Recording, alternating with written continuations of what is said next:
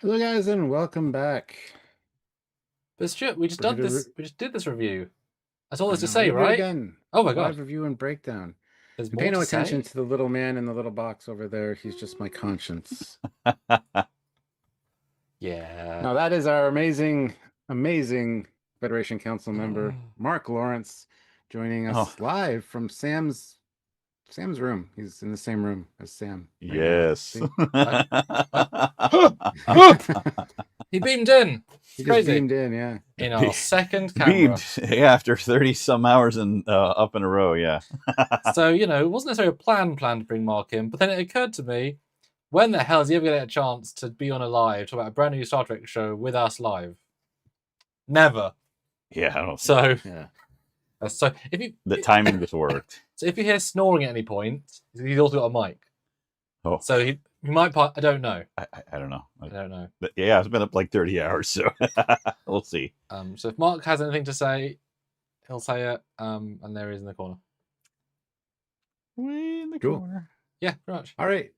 Yeah, so a new series is on now, Starfleet Goodness. Academy, and we are here to talk about it with a review of episode 1, complete review and breakdown, where we break down each scene and look at the good and the bad and all of it.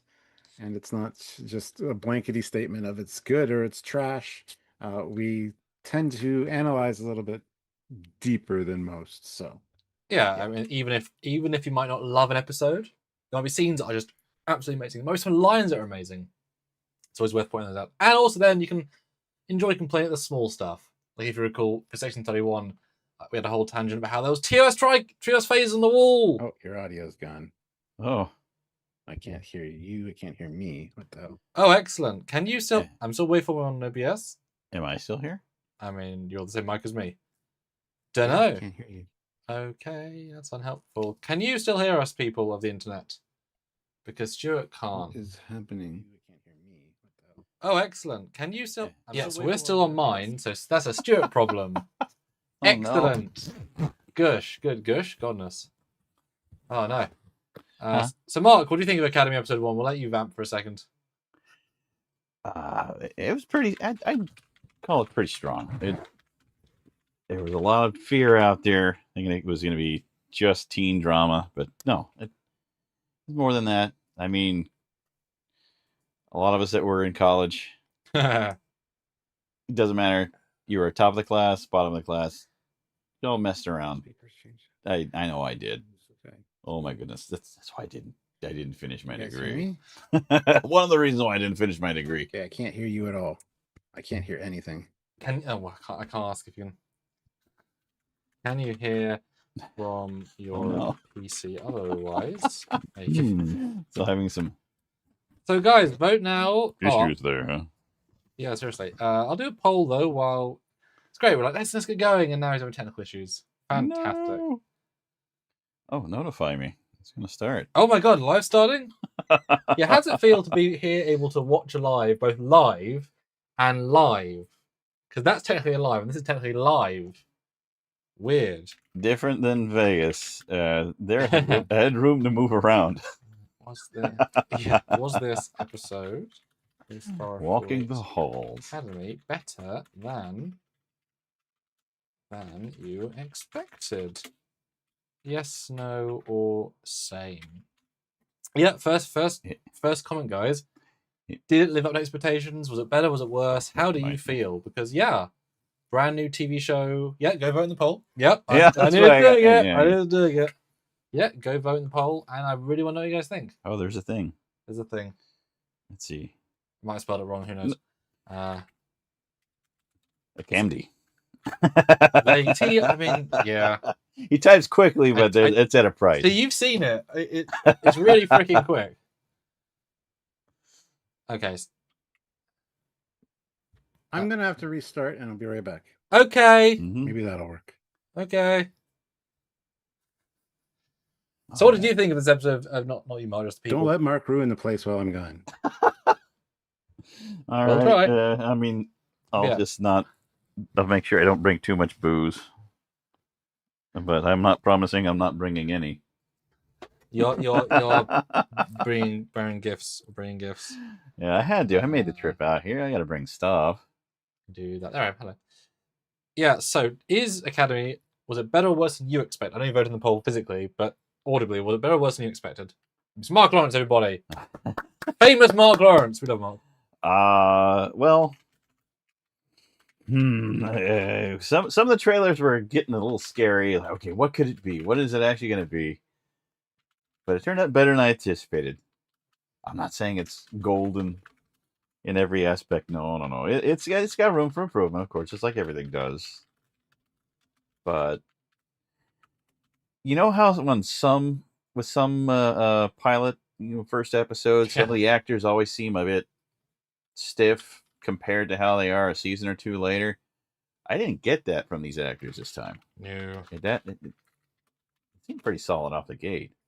Well, it does help they're playing very modern, sort of Yeah, fun characters, because it's sort of a vibe that.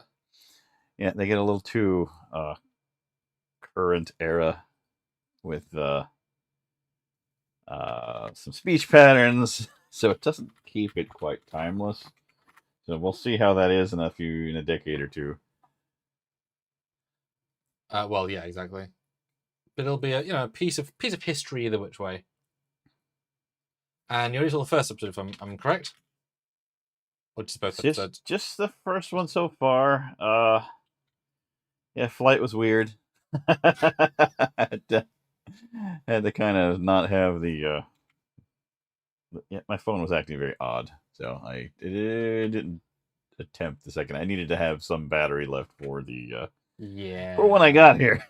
Yeah, that's a smart plan. All right, so vote in the poll now, guys. We'd love to know what you guys think. The drama is building. Oh. Yeah, we'd love to know what you guys think. And we're going into the review. We've got scene by scene. It is a very long episode, so scenes might go quick. If you have things to say, do. And of course, as we always encourage, early super chats with your thoughts, comments, and questions. And in the PayPal, of course, trekyards@hotmail.com. It supports significantly more than a super chat, as fun as that is. So if you have any thoughts, absolutely throw into that. It makes a huge difference. As Mark knows. Huh? Oh, yeah, I want to try. As Mark knows. So yeah, support if you can, although it's now out of order. But you said... Yeah, lots of things to talk about. Did you have a favourite moment? I'll ask you before Strip pops in, because he'll have his own... Favorite moment. I probably want to watch it a couple more times. The one that really does stand out to me is... What were the words exactly? Like almost dying is quite. I don't know. Get the blood pumping. Oh yeah. I mean, fair. I think she's going to be fun. If they don't kill her off. Well. I mean, I don't know. Hey, she's that type that would. Of course. She might be the Shax of the season. Yeah. Who did die? Exactly. Then it's like Shax. They come back. Over the Black Mountain, huh? Oh, yes. What's the Jem'Had's version? The Ketracel Mountain? Thank you. That's why it's white at top. Mark, do you want to read some of this? Do you want to read some of the chat in general? Just want to read some of the... I'm still trying to get the... Just read I can do that. I know you can do it live. So as you were doing your own head, read some comments. Actually, you know what? Why don't you read some super chats? Why don't you go to the top of the thing and read some super chats?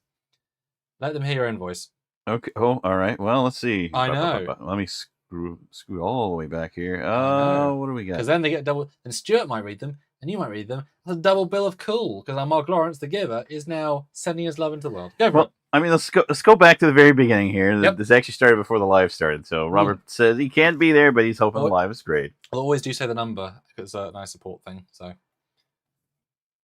then it would be the value. Yeah, because people it's amazing. Okay, so yeah, it's a $5 chat, $5 super chat there.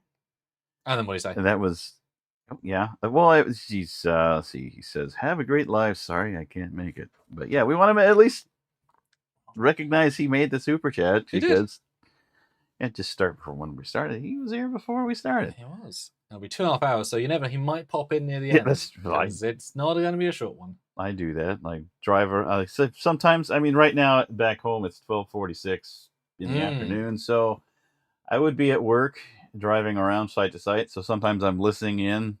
I can't chat until I stop the car. I'm not going to be typing while I'm. Damn it, guys! That was totally. And that's why you have 45 different red light speeding tickets. Now we know. Not that many. Now we know. I've been careful. Okay. Let's see. Ray says, you guys so missed the opportunity for Drunk Girls with Mark there.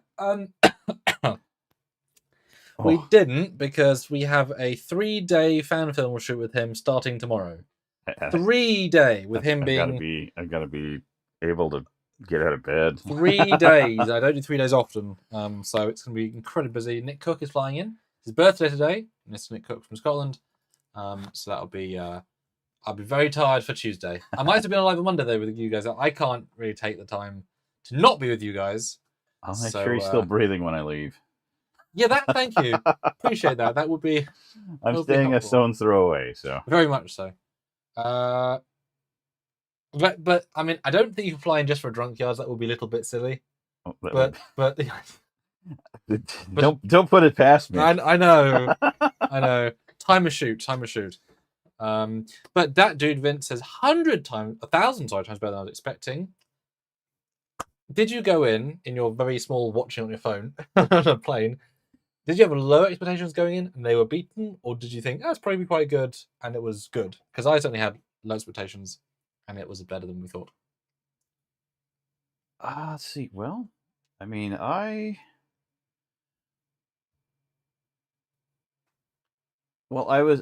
I'm watching for the writing and watching for how the actors are. And one of the things I noticed that none of the actors seemed stiff. None of them seemed new. And it's as if a lot of them have at least some experience with acting and at least a decent sized role. I don't think anybody's really new, right? Have you looked up the actors yet about what their previous roles were, their experience? No. So it didn't seem. I went straight from that to do your script stuff. So no.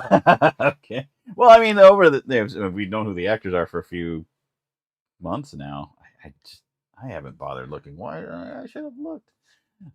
See, what their past experience are, what they bring. Because I mean, yeah, they're teenagers, young 20s.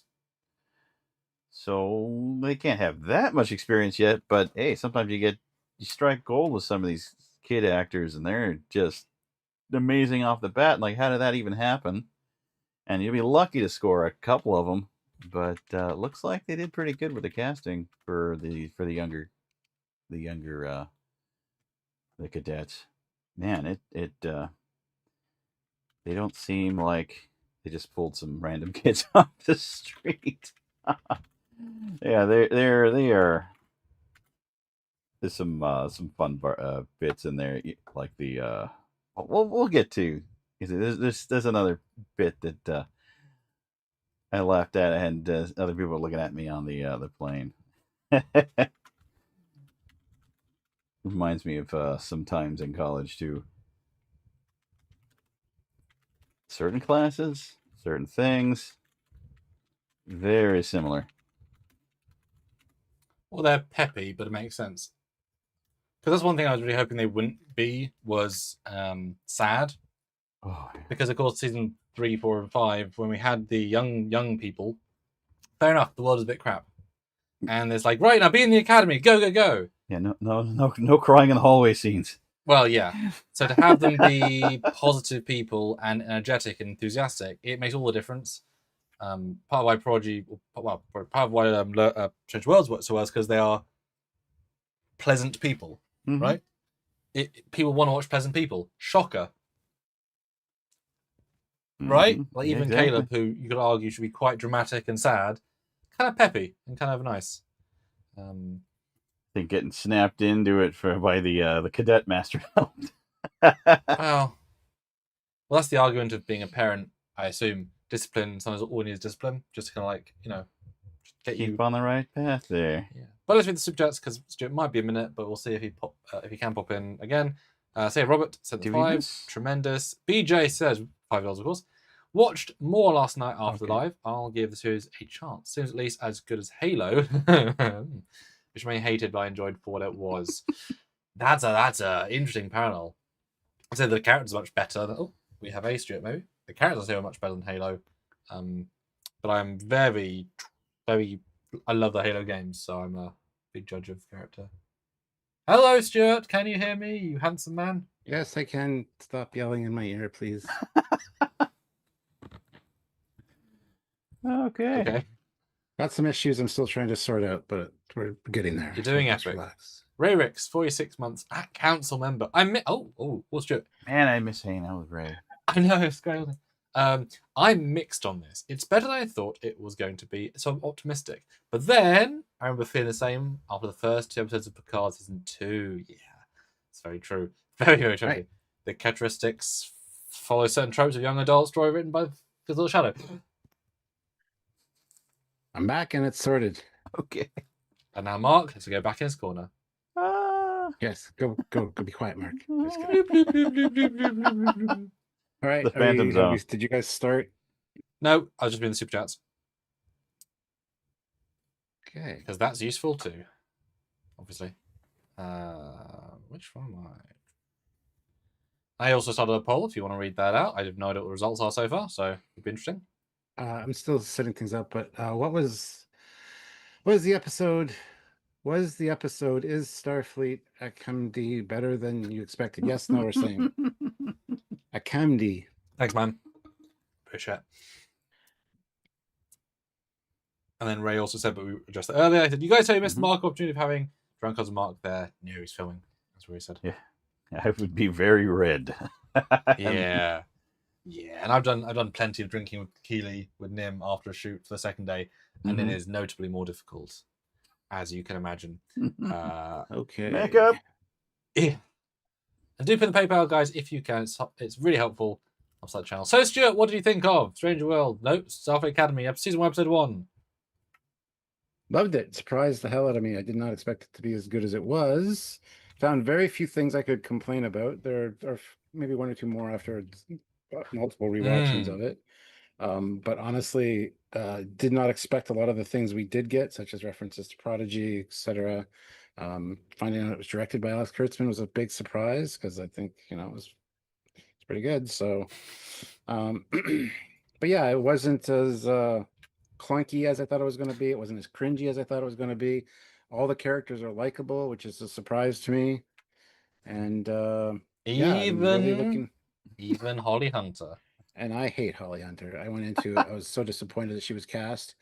She instantly, from moment 1, beat 1, she impressed me. The character, I liked the character. I can't wait to see more. So when you impressed you from an understanding start, you had to excel, because he's a tough cookie. when I have my mind made up about somebody,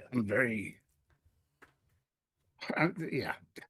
Anyway, so kudos to them. Everything was really great, and I'm looking forward to seeing where it goes. So yeah, I enjoyed it. And I do not understand those that still maintain they hate it. I just can't. They're just. I can't. Oh, sorry. I just can't. Yeah, good. I just can't visualize the amount of hate that they have or dislike. It's just like there's, even if you were meh about it because you don't like the kids or whatever, it's like, but it's still well shot. The CG's nice. The sets are better in motion. I'll say that. I guess I'm spoiling later, but I think the fact that they are, episode 2 kind of being applied slightly, but the fact the atrium can be modified a bit to use as different spaces, even though it's the same physical space, gives it more of a life. It's not just the boring food court, right? It has a. Yeah. I think that's going to do some more things. I can see that being actually interesting, which is good because I was, and they definitely have. And this is episode 1. They have walk and talk spaces. I mean, some of my favorite conversations in TNG are walking just down the entire length of the corridor. We know it's the entire corridor. Like, you know the exact set. And I loved, like, they have walk and talk spaces. They might be more cluttered than TNG, but I liked the. Yeah. And George J says, I don't hate the show, but I hate the burn. I don't hate the burn. I think it's an interesting idea. And even if you hate how it happened, I still think, I personally don't. We don't, because it's an interesting scientific, like science thing that you would see on TNG and stuff. Just one strange anomaly caused it. Well, I know a lot of people hate it, but it's something you would do in Voyager and then reset it because it's too deadly. And they sort of kept it, Yeah. It's more the ambiguity of the burn destroying every single ship in every single species in the entire galaxy, killing tens of trillions of bajillion lives, which means almost everybody, every station, every ship, every shuttle, every planet with a warp core. So all they have to say, Stuart, is ships at warp. Single friend sentence would save, like, bring back trillions from the dead. Mm-hmm. Hopefully, right? Hopefully. Yeah. And George, you can strongly disagree all you like. That's part Ooh, of what does he say? being a human. You know, you can disagree with people. Can you express why? Because I mean, hey, I'd love to. Well, because of the scream. The scream that Oh, sorry, everybody bitches and whines sorry. about that. I thought you meant the burn, not the. No. I think he means the reason that what caused the Or burn. I thought in the show. Yeah. Yeah. So Stuart, my thoughts. I liked it. It was good. Hey, what are your thoughts? Yeah, better than I thought. Fun. I was waiting for things to go wrong. I was waiting for stupid decisions, stupid action beats. There are some things that, like, that's not the best thing ever, but if it was, then this thing should be winning awards and fans should be, you know what I mean? It can't be that good. Otherwise, I should probably put that for Mark, shouldn't I? Oh, yeah. Yeah. Got it right here. So yeah, it's definitely better than it could have been. The trailers did not paint it in the right. I get why the trailers were where they were. They were fun and quirky, but that is the fun frosting of this cake. But there's more heart and more substance and more canon than the show implied. The trailer, sorry. So that's good. Now, I'm sure there'll be episodes down the season where that's the entire focus, and that'll bring it down if it just doesn't work. But the first one is a Star Trek adventure. Like, yeah. Almost kind of reminded me of some of the starts on Star Trek Online. Yeah. Yeah. You don't have much crew, but you got a lot of cadets and ensigns, first year officers, and you got to make it through. Yeah, it was enjoyable. I don't know if it'll be as good second watch. I just couldn't fit one in today, but I mean, it was a good time. I've watched it a few times now, and it's still really enjoyable. It's good to know what's coming up next, and then you can kind of look for other things. Yeah, Because, like I said, there's a few things that just kind of bother me a little bit because we were looking for negatives the first time I reviewed it, and I couldn't really think of anything. There's a few things just like the choice of language that they use and more modern vernacular, which. But that's also their aliens. So if their planet has that, you know what I mean? There's always a little way out of that. Yeah, but it's more so in the second episode with the guy giving a finger and stuff like that. Yes, like, when they're more comfortable. Yeah, but no, it was. I mean, it while maybe not as good a story as some of the other pilots, I think it was more polished. The characters were darn strong from moment one. I mean, episode 2 helps as well, but and they didn't. And while this main plot with the mum is the main plot, it's not the point of the show. And I don't know if you saw it. I don't know if you want this as a spoiler, but the Paul Giamatti, whatever his name is, he said he's only there on season 1. He let that slip in an interview. So, which that kind of feel like that arc will be done in one. Which I think you'll love that because, like, good, moving on. You know? Exactly. Yeah. All right. Classic for real, $2. Told you I'd be here, Stuart. Too bad you morphed. Meanwhile, yes, well, I got it fixed. And Ray Ricks, £5. I also didn't think we needed a Klingon Jem'Hadar hybrid, but we did. Yes, great character. I mean, I said to you as well. She's just, to summarize that sort of character, it sounds difficult, and then you're like, well, what are the base traits? How do they talk? She cleared the research. It's like, oh yeah, she's totally both of them. That's totally Jem'Hadar with a bit of Klingon extra. So yeah, it's a drill instructor. Yeah, and it's not obnoxious because it is sort of like a Tilk, but more. It's like Tilk meets Guardians of the Galaxy Drax. You know, like neither obnoxious, even though they both have like this oddness and bluntness and sort of meanness, but it's not intentional. You know, it's really that fine line, and I think it's the actress doing a good job because, you know.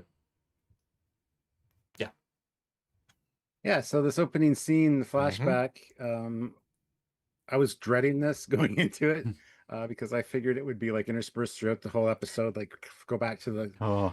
That's true.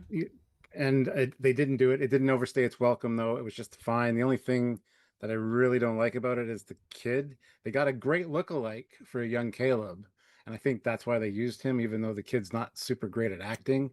Because some of the lines not delivered well. He had a smirk on his face at one moment where it was inappropriate.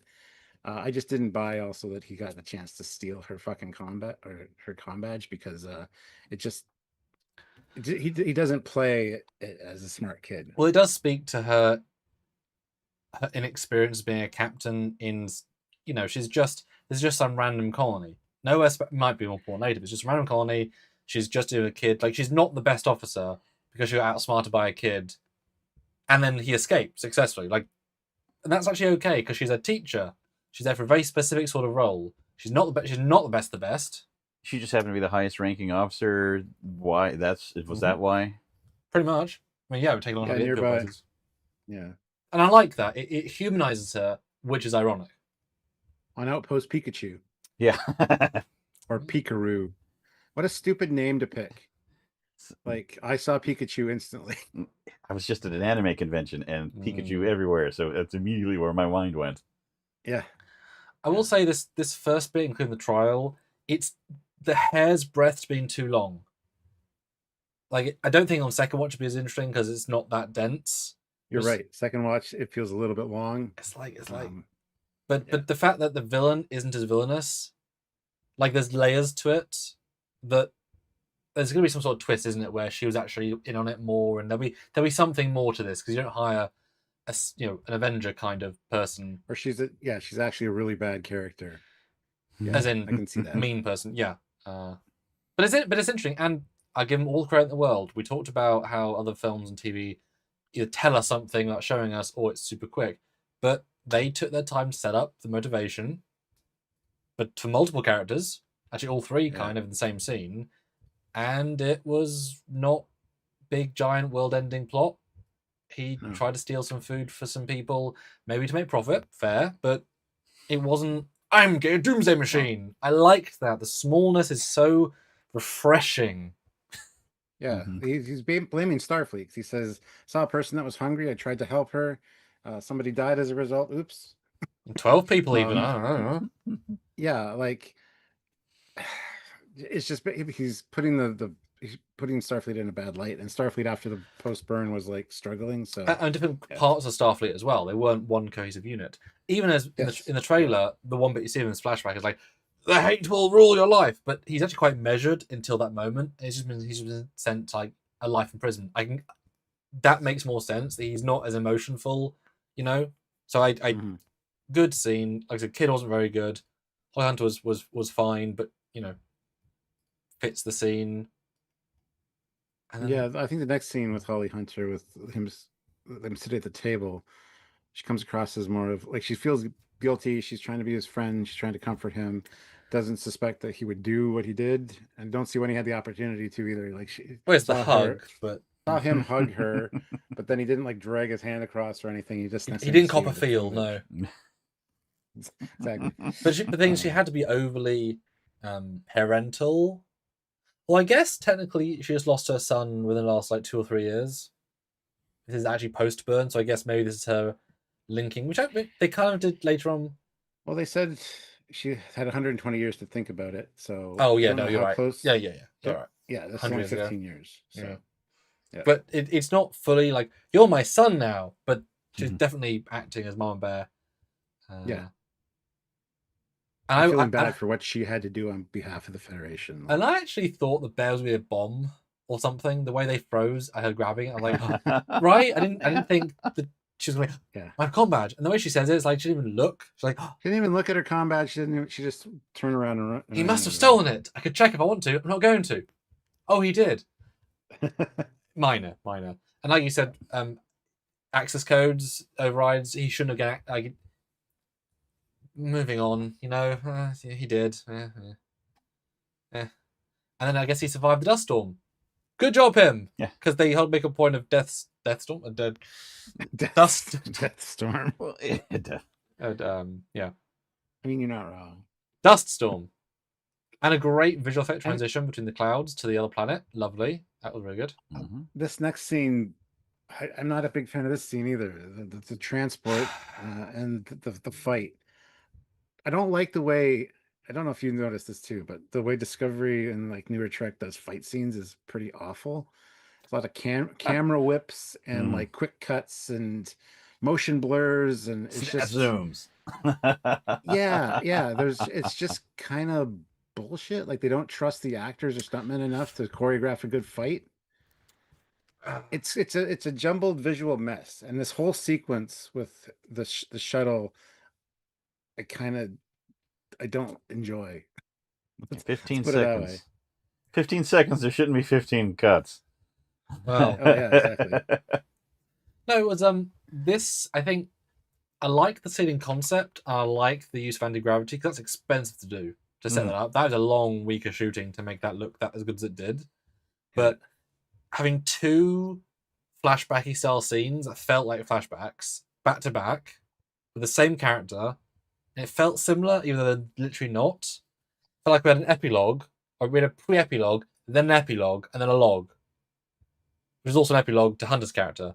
That's the thing. It was 25 minutes of setup, and then we got past it, right? And you know what? I get it, right?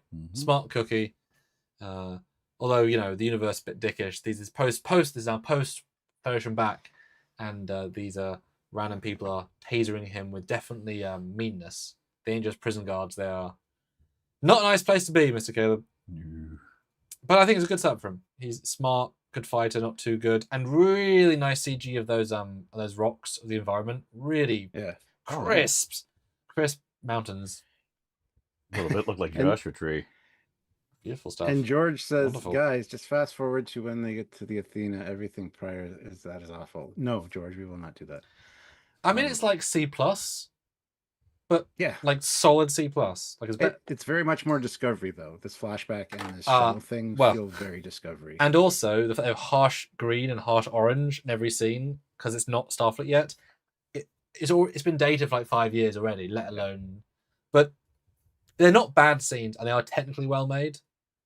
Yeah, like I'm not a big fan of this beginning. Even the next scene where the next scene's where Vance shows up, but when she goes to this thing to talk to him, I mean, then it gets a little bit better, but it's a good prologue.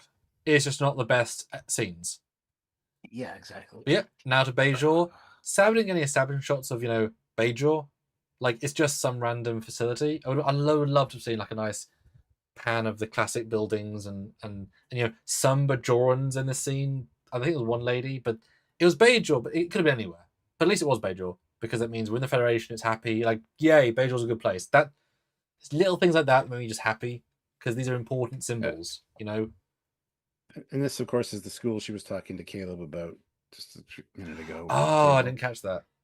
Yeah. She even names the school, the little whatever it is. Little Blossoms? Oh man. Yeah, something like that. Wait, has she stolen the kids' ice creams with it, or did she get two subsequent ones? I think she got more. Oh. Yeah. I guess a good metabolism. Little Bloom's Early Education Center. Yeah. Oh, Bloom's, okay. Didn't catch that. Very Star Wars get-up she's wearing. Like Padme could wear that. Yeah. Yeah. And it's just some random park. It feels like a fan film or like a student film, the way they shoot it. But you know what? It's civilian. Right? It's pleasant. All good. No issues. What do you think of the return? What do you think of the return of Vance, though? I was going to say, then our hero Vance shows up. I think Vance is awesome. I'm glad that he's in this show, first of all. And he it was good to see him. I love the way he interacts with her as well. She's like, whatever you're here for, no is the answer. And she goes into this whole spiel. And then he finally says, we found Caleb. And she's like, I think you probably should have led with that, Vance. Yeah. Hey, Mateus. But yeah, inviting her to become the Chancellor of Starfleet. And it's a good scene. It's a nice little scene. I like Vance. I love how tall how short she is in comparison to him. She's just short compared to everybody, but Chris, he's here as a cameo. Mark can jump whenever he wants. That's the joke. Oh boy. See? Yeah, Vance was good. I think he felt older than he did in Discovery. yeah. I mean, he is, but like just something about him, maybe put a bit more weight on or more grey. It was very grey before. He felt less crisp. Subtly. Don't know, just a little bit, It's been a little while since season 5, right? Wasn't last year, so. Still a voted fair, though. It's oh, yeah, he's just, yeah. Still waiting for Mummy 4. And this is where he says too, you're part lanthanite. So we don't know how much lanthanite. She's half lanthanite, whatever, but she's not a full lanthanite. So that's a small little thing that people might have missed. But she's only part lanthanite. Well, it makes sense. Everyone would diversify over the years. Yeah. And it's interesting that she quit, she demoted herself, she left straight after the Caleb thing. So like her experience ends there, and Yeah. I mean, She calls him Charlie. Sorry, Charlie. I didn't even know it was Charles Vance. I guess is his first name. I guess so. I didn't know his first name. I'll be honest. Yeah. But it shows you one of the principles. You know, it's kind of like Picard in season, I guess, 1, when he leaves for the the Martian thing, but it has literally no effect. It feels like a pathetic weird thing to do. That's not because of his morals. It's because he doesn't want to. This felt like, okay, actually, she quit because it wasn't good. Okay, yeah. So then we get to the prison facility, and she's dressed like Section 31. Yep. And he looks like Bane, but I mean it's fair. He's a biter, so they put that thing on it because he did bite the one guy's ear off. And man, this guy works out. Oh yeah, he's jacked, and not like weirdly jacked. Like he just has the right body shape for. Yeah, he's got the whole V going on. You see it in the uniform later. Yeah. Don't mess with this guy. Yeah. I love what these guys do to their prisoners. The Torathans, what they do to thieves, they cut off their fingers one at a time. Yes, gosh. Then they cut off their hands, and then they make you dig tunnels with the wrist stumps until you die. It's like, what? That's awful. The great peeps. I did find the lighting here absurdly obnoxious. Again, very Discovery. Well, yeah. Like, it takes so much work to do this sort of obnoxious lighting, but it's done quickly, And boy, the height difference is astounding. Yeah. I mean, she is a very small, normal woman, and he is a tall, muscular man. He's over 6 feet. He's right. I bet he's gotta be, yeah. She's 5'2". Yeah. Like, he's over 6'2", I would say, based on this. Yeah. It's a fine scene. This is where she promises that, look, you can stay here, or I can let you try to escape, or you can come with me to Starfleet, and we'll help you find your mother. She makes sure that she makes that promise. So, but also he says, "Do you know what you did?" And she like acknowledges 100%. There's it skips so much dialogue by having the back and forth. So, yep, no, I was wrong. Yep, no, done. We're wrong. It's like, okay, cool. Moving forward. And Mateo Vincent has joined the channel at the rank of ensign. So thank you very much, Ensign. Mark Lawrence, our Federation Council member, will welcome you to the channel. Go ahead, Mark. Ceremony. Perfect. Put you on spot. Yes. Sorry. Yes. Perfectly done. Welcome to the channel. Around here. Welcome up. It's very appreciative. Thanks so much. And guys, if you have any thoughts? Pip at the camera. Yeah. Oh god. But yeah, thoughts, comments, super chats. We will read them all, as you know. And then we get very clearly LED wall with a shuttle connected to it, so that it reflects onto windows. Because boy, that was bright stars. And she's not got a privacy filter on because she's showing the world her staff. But I like that it's the first time she's knowing them. The fact that everyone's fresh is a nice dynamic that I did not expect. I thought it would be like a predetermined. Yeah, and I love the motion to move it in or like scroll through. That's kind of cool. Because it's almost as if we as the audience are with them. She's new. The ship's new. He's new. Yeah. She doesn't know them. It's actually a good dynamic. Even though she's a Lanthanite, she should know everybody. Like, you could argue. Genuinely doesn't know these people. That's, yeah. And we've got some data files here. Birth year. Sweet. 3145. She's 50, the Jemadar. War College. Don't know. Things. Let's see. That's, it's too blurry. 3154. Stand in the star date. Focus in operations with special commendations in security and tactical training. I have to read a lot of bad handwriting at work, so I can usually decipher things, including my own. But yeah, the whole I'm not getting this. I'm not getting. Or she says you'll have to get a regulation haircut. It's not happening. As soon as he said that, I'm like, they're just gonna like beam you at some point. You're gonna have short hair. Just thinking in my head, first time watching it, And sure enough, we get the what are they called? The regulation appearance arches later. Just an evolution of the ones in Picard. And I know the feeling of losing long hair. Yeah. You feel it. It's gone. Yeah. Donated it 9 times, and it has to be at least 10 inches to donate every time. So it's significant. Goodness. Oh, that's a lot of Ray hair. Ricks, 5 pounds. Also, I know I'm jumping the gun a bit, but they mentioned Discovery is getting another retrofit. Are we getting the Discovery B at this point? No, this happens during the first refit, right? Mm-mm. When it's getting retrofitted. No, this is after season 5, but before the flash forward. Yes. Okay. So as far as we know, there's no Discovery B, because otherwise they wouldn't be able to recommission the original Discovery as its classic version again. But I mean, it's so ambiguous. But also, I don't want to see a Discovery B. Sorry, but it is mentioned. It wouldn't be B. It wouldn't be the B. It would just be a. Would be the A. You're right. Oh no, it would be the B. We would have the A. It would still be the A. It would just be retrofitted.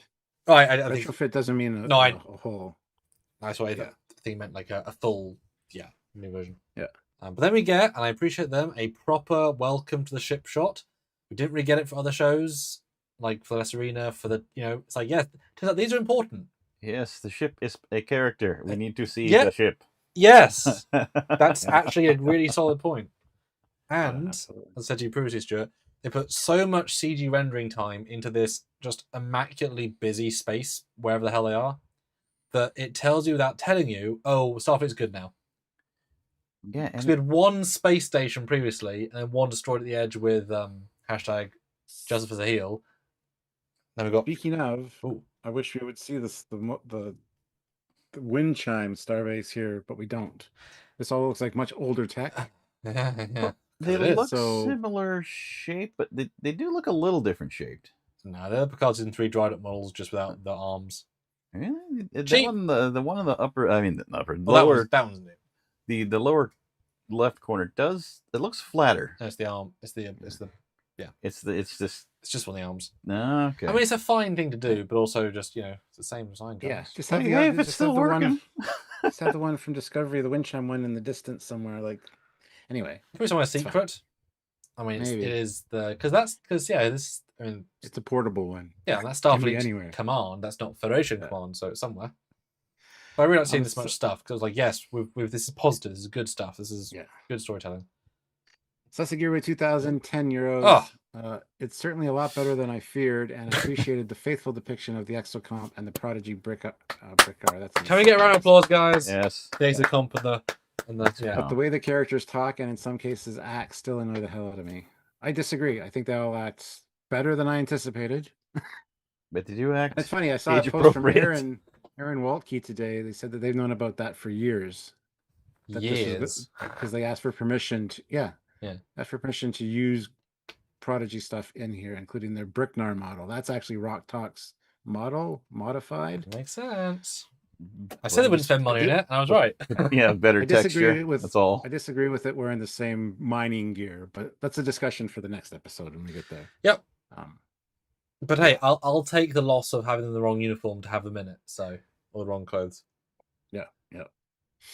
And Ham says Paul Giamatti sucked. I mean, he's having fun having it up. I mean, loads of villains suck if just having fun with it is a problem. I don't know. We'll see. We'll see. I think he's focusing on the Tellarite side a little bit more, and he's having fun with that. The Klingerite. Yeah. Klingon part Tellarite, yeah. And then we get into the Stranger World sets. I mean, the Nemesis.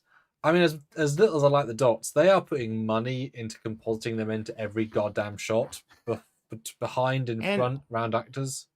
And I had the thought too, because the floors are so reflective, they have to make the reflections on the floors as well as a part of that.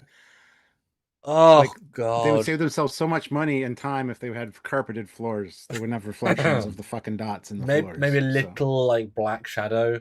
And they have But- to make them ripple the same way as the imperfections on the floor have. And they're really well rendered. I mean, they are very well in the scene. I bet you they must have rebuilt the set in 3D. and then just track the camera so that all the lights match, because you Maybe. can't fake. How many lights are in the set? It's every surface, yeah. There's a few too many dots floating around. They should just be for damage control, but they're just kind of like window washers that are creeping you. There's a whole bunch of different. Like, come on. Well, And then you see one put a fire out once. It comes up and that's it. It's like, really? Well, There's a lot more damage here. Has the ship been used at all in the last 120 years since? It's brand new. It's a new ship. Okay, I thought maybe it was Ooh. the same from 120 years ago. And it's finally recommissioned because the Academy's back up and Yeah, running. nice and fresh. But he is little like the dots. I was amused the first shot we see of them is they're fixing another robot. Like, there you go. Yeah, you're all done now. It's like, what? It's ridiculous. And now I'll say it's more of a second episode thing, but they are obviously hiring the same extras, and they're keeping a consistency of, I recognize certain people. The fact that now I know for episode 2, this chap in this frame for the live, that's a hollow character, that's a hollow medic, because now I know that's that uniform. Like, I like there's already a structure that I can then understand, so I can say, oh, that's that. Oh, I recognize that person. That is the one Kelpian they've got. I recognize them. Like, that's really good. I appreciate that. Yeah, this introduction is pretty grand and sweeping. I mean, you get the pan up to the delta at the top of the ship, and you see the different levels, and then we get Laura Falk, the first officer introduction. Mm-hmm. And I love that Caleb's like, not wearing a uniform. Did you have permission to eject your gear? Like, and he's like, who are you? What? And gets in her face, and very instantly it's amazing. I love her character.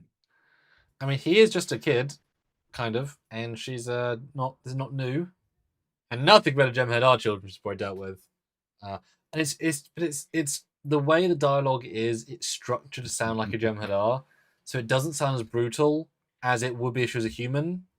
Yeah, because it feels like it's just her way. It's a something, that you're not like, she will say this and move on. They won't linger. It's drill sergeant vibe, right? Like, yeah, but they can often be like, if you associate with films, like they just yell at your face and it feels meaner because they know to get it. Like this, I like her vibe better, and the makeup's fantastic. Yeah. I mean, that must suck. Mm-hmm. Like, I mean, all the nipple. Did they get down to her gums there too? Yeah, I mean, that's definitely her gums are blue. They're not pink. I noticed, like, I couldn't really understand the dialogue when I watched this because it's the way she says it and the speed. But I love that with the subtitles, it's lower deck latrine duty, 6 months of interspecies vomit monitor, Yes, and 200 push-ups. And then later he asked the Klingon, "Is vomit monitor a thing?" And he's like, "No, I think that's just you, dude." Ouch. You get the introduction of the Klingon with he's very lanky because a really badly fitted jacket, but he kind of looks interesting. But really badly fitted. It's idiot, beg, back. Yes. And he apologizes. No apologies. No apologies. That's a good gag. I love he's also got his beard because I like he has a very Klingon look, and then gets obviously That's a good Klingon look, and I love his voice. I love the deepness of his voice. I didn't necessarily expect that. Yeah, but he's got a very Klingon voice. I mean, the first time I ever saw him as an actor was the red carpet, and he's a very high voice. Mm-hmm. Not this voice. Mm-hmm. Obviously, they're doing a modulation. You can hear it. It's digitally changed. But Michael Dorn in Nemesis. I mean, I was going to say they want to do that with Worf, so. But it's not too much. It's a little something. So yeah, he did a good job. It's quiet and stoic. Yeah. Such a great scene. I just love this scene. It makes me laugh. So. Well, also because Holly Hunter, she's not. I don't know her name. She's like, oh, you did it now. You stepped in it. Like it's what she's not doing that's interesting, and she's not being annoying about it, right? Because that's the thing. This scene works on several levels, but it's not there to poke fun at anybody. It's not there to make Cleon look good or bad. It's just I can see it happening, and I appreciate that. They're not pushing themselves too far in any one direction. Mm-hmm. And it falls into the direction of the Klingons as well. And the blade on the dot joke, not want to be hit by them, so goes over the railing. Mm-hmm. Yep, love that. It's like they got so much extra money to spend on visual gags like the exocomps and like that. That's like, because that's a nothing joke. That cost, let's say, $5,000 to make because of the time for an animator or whatever. But this show's Yeah. filled with little tiny little things, Mhm. and it's like those add up. You know, those add up. Yeah, even the Saurian Yeah, at the top of the stairs, and not Linus, different modeling, different Oh, yeah. texturing. it was great. So Yeah. I'm glad they changed it. And he's undecided, so he gets the undecided like silvery stripe instead. Yeah. And that's the sort of future Undeclared. tech that you could have. And yes, Boom. there, I know that feeling. I know that feeling. And the Klingon is just like, it's again super Love how chill. love how the Klingon's hair is. I guess it is different actually. Yeah. Mhm, a little shorter. Neat. Yeah, and the it's just beard neat. is more cleaned up. Yeah. The EMH scene is no introduction. It's just go. Mhm. Because we do know him with a tapeworm from Voyager. I like his reaction because this kid has not been well housed for the last No. ever. Stay out of those bogs. I also man. love how after 900 years, his bedside manner is still garbage. It's like, oh, stop whining. In fairness, they are the worst sorts of people to deal with. The youth, right? Yeah, the Utes. Yeah, I was just thinking that. Because Kim was bad enough. Go even lower, you know? Age wise. It's good. Good little bit of Picardo. I love how he tries to stop him from hypospraying him, but his hand goes right through. Mm-hmm. And that's also a good gag because that's 2 takes. Right? Yeah. Yeah. Kept the force field control as part of his Yeah. programming. A great screen cap. That's such a small detail, but that's money, that's 2 takes, that's effort. The smallest little joke. That said, still don't love the Swallow Com badge because I can't believe. Now, I know she's in both episodes And- being dumb. I get it, but she's real. She might Yeah, get kicked she's- out. You know. I don't know how she made it this far. Let's Yeah, be What did honest. she do? What did you do? They're big. They're big com See, badges. She It would have been swallowed. funnier, as we talked about, if it would have been an alien species Yes. Mhm. who like ingests metal as part of. That would have been funny already. Like you've already, yeah, that would have been better. But Or if it was a pip, like even in TNG, I ate my pip. Like okay, I'll buy you with that. it was a piece of corn. Yeah. But like the badges are like this big, sharp, and like that's gonna slice her throat. She should be dead, Yeah. right? Yeah. But again, she's gonna be the classic dumb person throughout. I think. Size of a large date. Yes. Then we get welcome to the bridge crew, and they've learned lessons. We're gonna welcome everybody, and the names they have are all very, very, very similar non-names. Didn't catch a single one because they're like Yor and Bill and Dura and I Volor. can read them all. Please do. Lieutenants Dandrid is the first one, then Thriss, then Atlee, Okay. Haley, and Ya, Yeah. and then Ensign Welldo. That's and Ensign Rourke. It's just random names of it. It's just Yeah. Just Yeah, one of them is Ya, her name. She's Becky Lynch, is a WWE wrestler. So yeah, Mm-hmm. but I commend them. Learn the lesson of at least introduce them. Very least. Mm-hmm. Right? So you have some semblance of they get their heroes half second. Yeah, we And don't then want the- another the- recent Bryce situation. yeah. And then the chair calibration, comfort calibrations. It's Mhm. like it's cringe on paper. It's cringe when you film it, but when you're like, but they would do that, wouldn't they? Yeah. Do it sometime. Because the guy who tests the chair is a 5'9" man. She's a 5'2" lady. She would she would. She's tiny. So it's fine. Right? And and Chuck A is here. He says, Stuart, I watched the episode a second time this morning. Oh, I was able Chuck. to follow the story better. I rate it a B+ now. Good, because he wasn't a big fan of it last night, and I said give it a rewatch. So, because I was Yeah. surprised to hear his take on it. He didn't like it, and I was surprised to hear that from Chuck. So, yeah, for sure. And I Desert like it better. says, "Climate invest in seatbelts." Oh, you know for sure they're going to be matter based. It's going to be Programmable matter of Yeah. seatbelts. Yep. not a problem. But no, and there's just a tiny little detail, which I feel like if this were a normal episode of Discovery Strange Worlds, they'd have cut all these small things out to make it 40 minutes. But these are things that, Yeah. that give it the attention to detail, because that's, effort. And she gives her welcoming speech, and it's fine.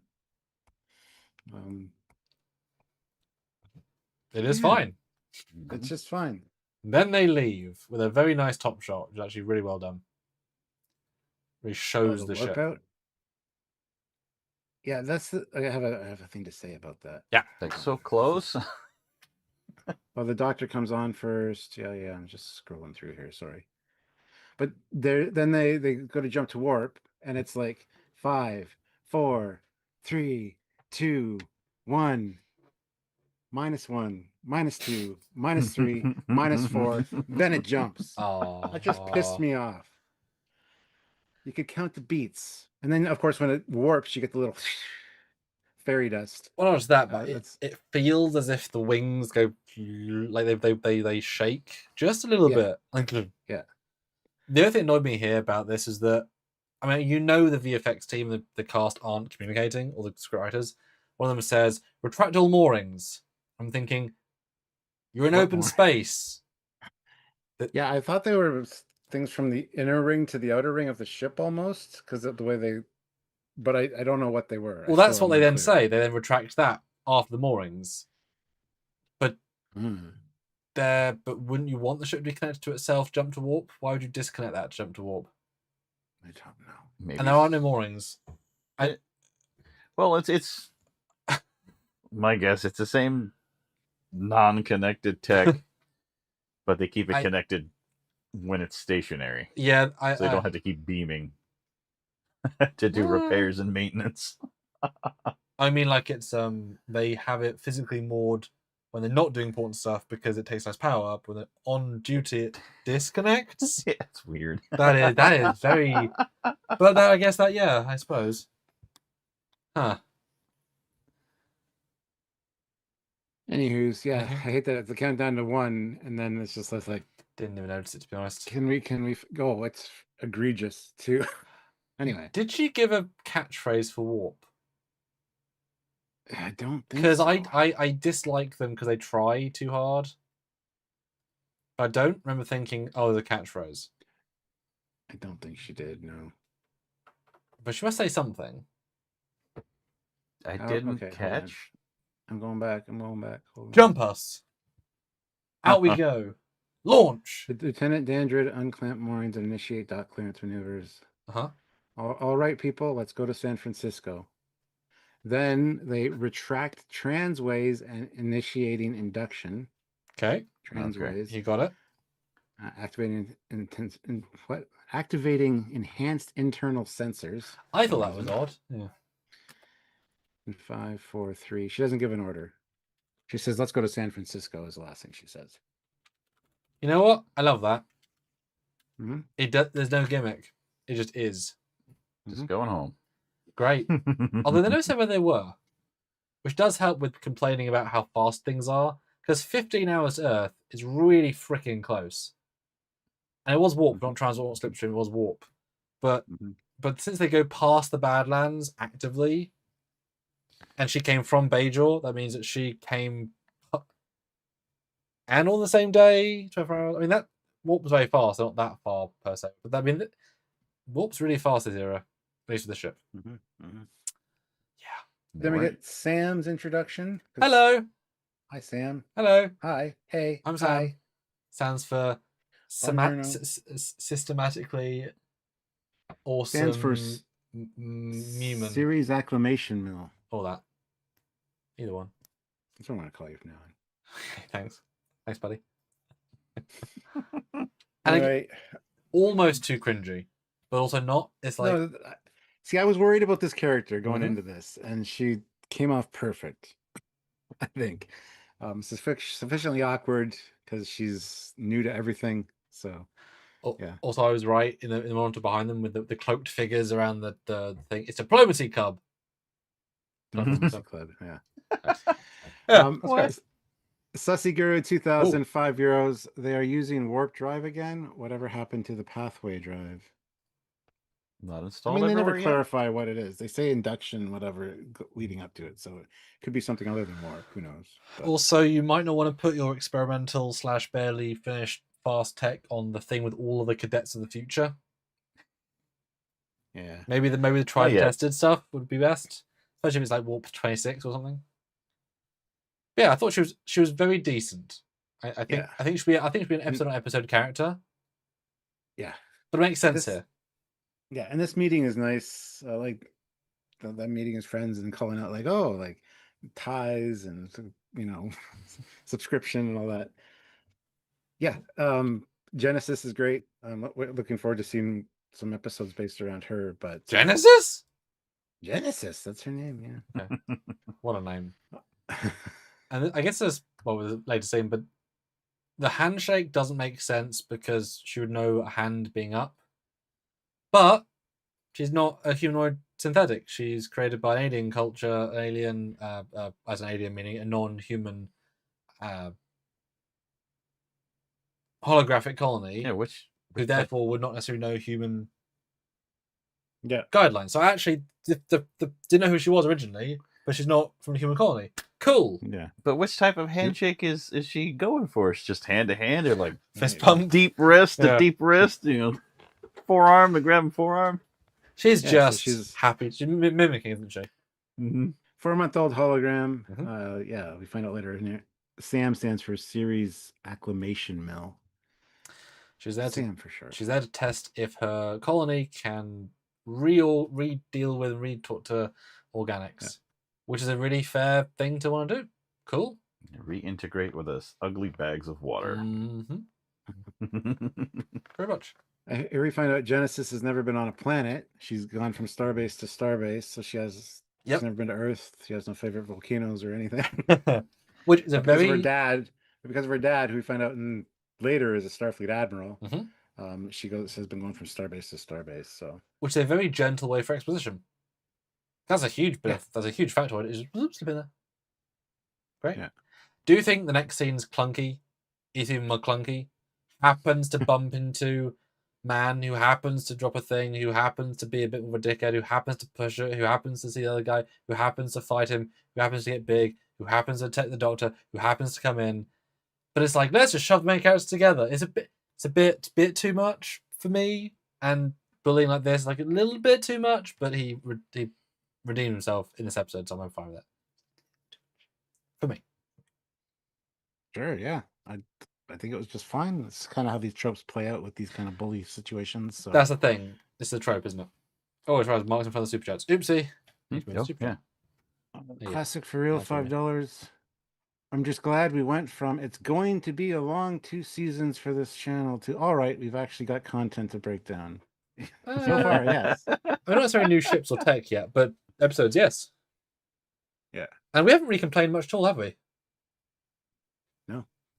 That's been Like, pretty solid. yeah, just things are happening in nice little details. Even I mean, Holly Hunter compliments, joke compliments about chairs, and dots. Who are we, Stuart? What happened to us? Are we getting And paid by sadly- CBS here? The hell? and sadly, if you watch the editor review, I praised Kurtzman for his direction on this one, 'cause he directed these first 2. Yeah. I didn't know he could direct. I just thought he was a writer and a producer and whatever. I'm not going to say anymore. But anyway. Yes, don't ruin it. Anyhow. Yeah. Yeah, I love how what's his nuts? Caleb steps in and always spot the asshole on day 1, tag your ear just so everybody knows. Good line. But later he And a calls real him, thing. Yeah, he calls himself asshole number 1. Because when the other guy's on the hull, he's like asshole number 1 to asshole number 2. It was great. So he's admitting that he is also an asshole. So, yeah. No, this was a great scene. I wasn't sure what I was going to think of these guys, but they both seem, like I said, all the characters are likable to me. Even the quote unquote bully assholes. Well, thing is, they all want to be there, except our lead character, for the right reason, in the right spirit, and with good energy around their other personality traits. Yeah. So they're just growing adults who have flaws, not like I said before, the Academy cadets from season 5 who were like, they didn't want to be there, they were annoying, they were obnoxious, I didn't like any of them. Yeah. Any of them. Yeah, even the whole "what are you" is a tack dog. Bow wow, like he played into it. He didn't, he doesn't really know the guy. He just talked to him for a few minutes. Just got to banter your way out of it. And then later she says, I like what you did for your friend. And he's like, he's not maybe he's my friend, kind of thing. Yeah, right? yeah. It's just they might have proofread the script a couple of times, Jet. Trying to get the kinks out. It's good. It's good. Yeah. Imagine if Discovery started this good. Yeah. Yeah. Even this tone, a bit weird, but we'd get it. Then we find out that he is a Kyonian.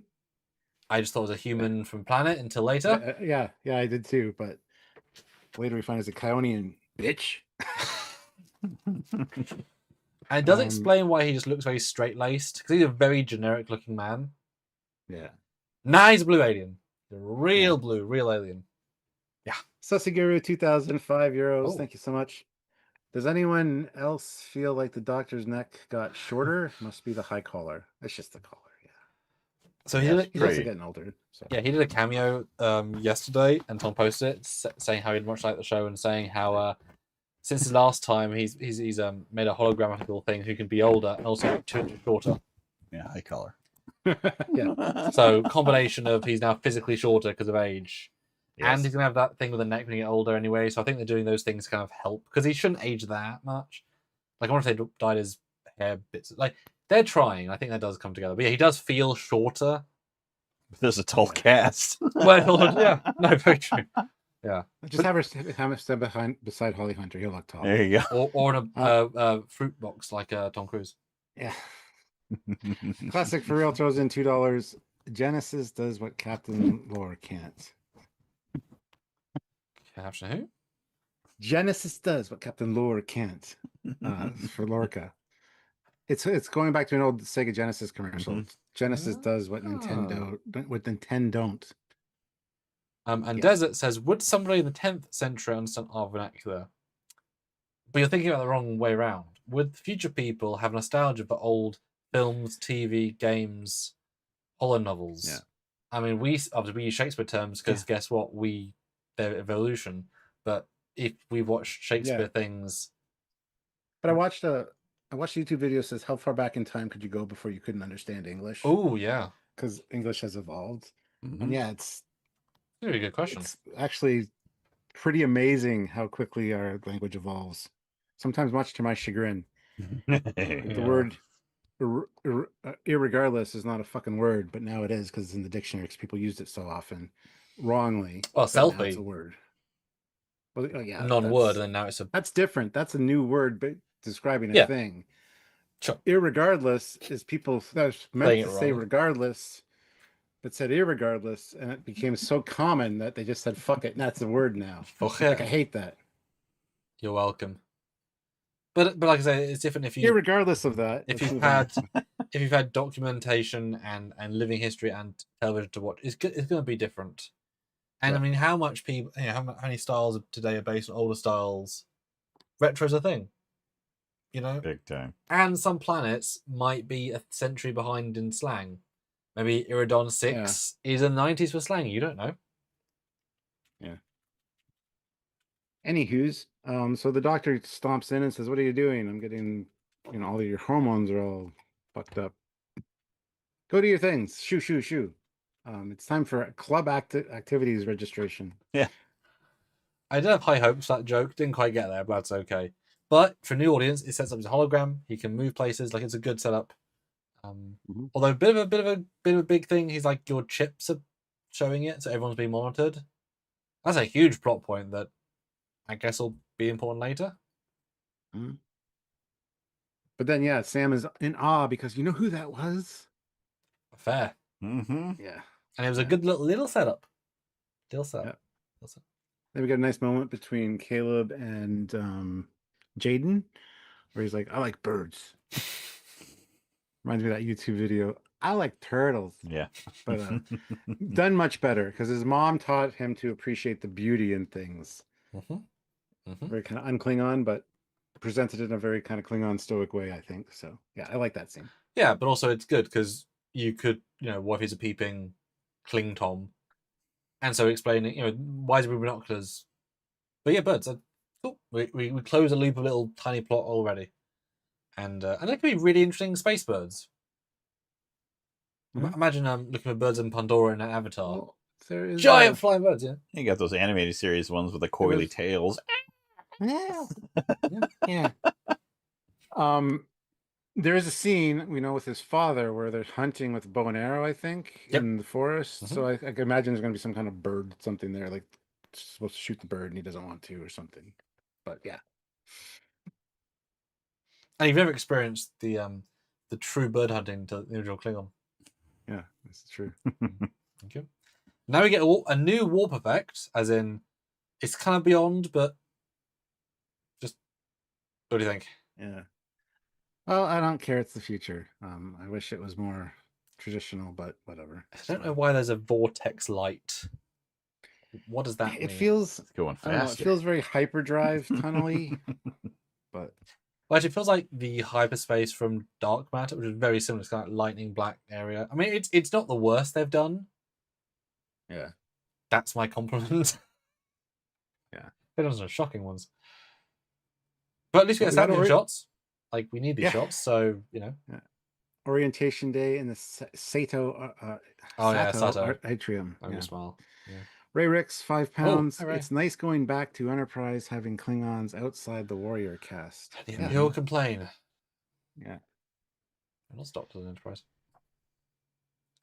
The thing I like those. I was expecting more Easter eggs here. There's not much. I get Precy squares and stuff, but I mean, I used to do that on the live or the video. I was expecting like the Sherlock Holmes Club, same hat that Data had, because whatever. I mean, you don't go too deep and say, a Dixon Hill Club, whatever. Oh, yeah, or a literature club, and that'd be one of them. Yeah, exactly. But you could have some really deep cuts, because this I thought was going to be a really more bigger scene. I mean, it is, but it's focused on the Doctor, which is also great. Like, it works great. I just go him for a little more, because you wouldn't have 2 of these really in the semester, so that's the one. I was like, oh, it's all right. Yeah, it just ended. My son's a freshman in high school, and this is of course. Yeah. I went with him to his orientation day. They did the whole clubs thing there. Then, so like it looks just like you got PTSD flashbacks. Although instant compliment. I never went to mine. Oh, instant compliment. I just realized this, and I think you might not have realized. Have we seen a single, apart from Holly Hunter activation thing? That's the captain's chair. Any floating holograms for no reason? No. Well, I mean, in orientation day and her little announcement. Well, that's reason. Sure, yeah. But these are actual printed things. They didn't waste money, time, and effort. Yes. Mm-hmm. It's just the tangible, real. It looks like one of these. Well, it does.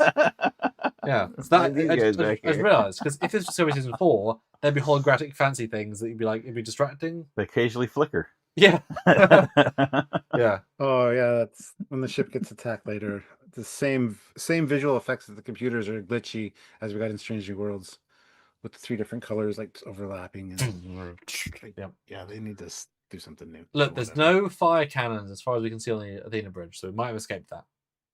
Hopefully. Speaking of escaping it, no one went for the Opera Club apparently. He wasn't getting takers.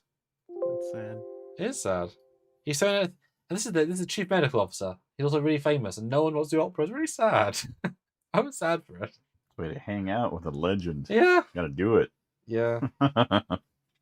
Yeah, this maybe they just don't conversation's great because like she idolizes him, and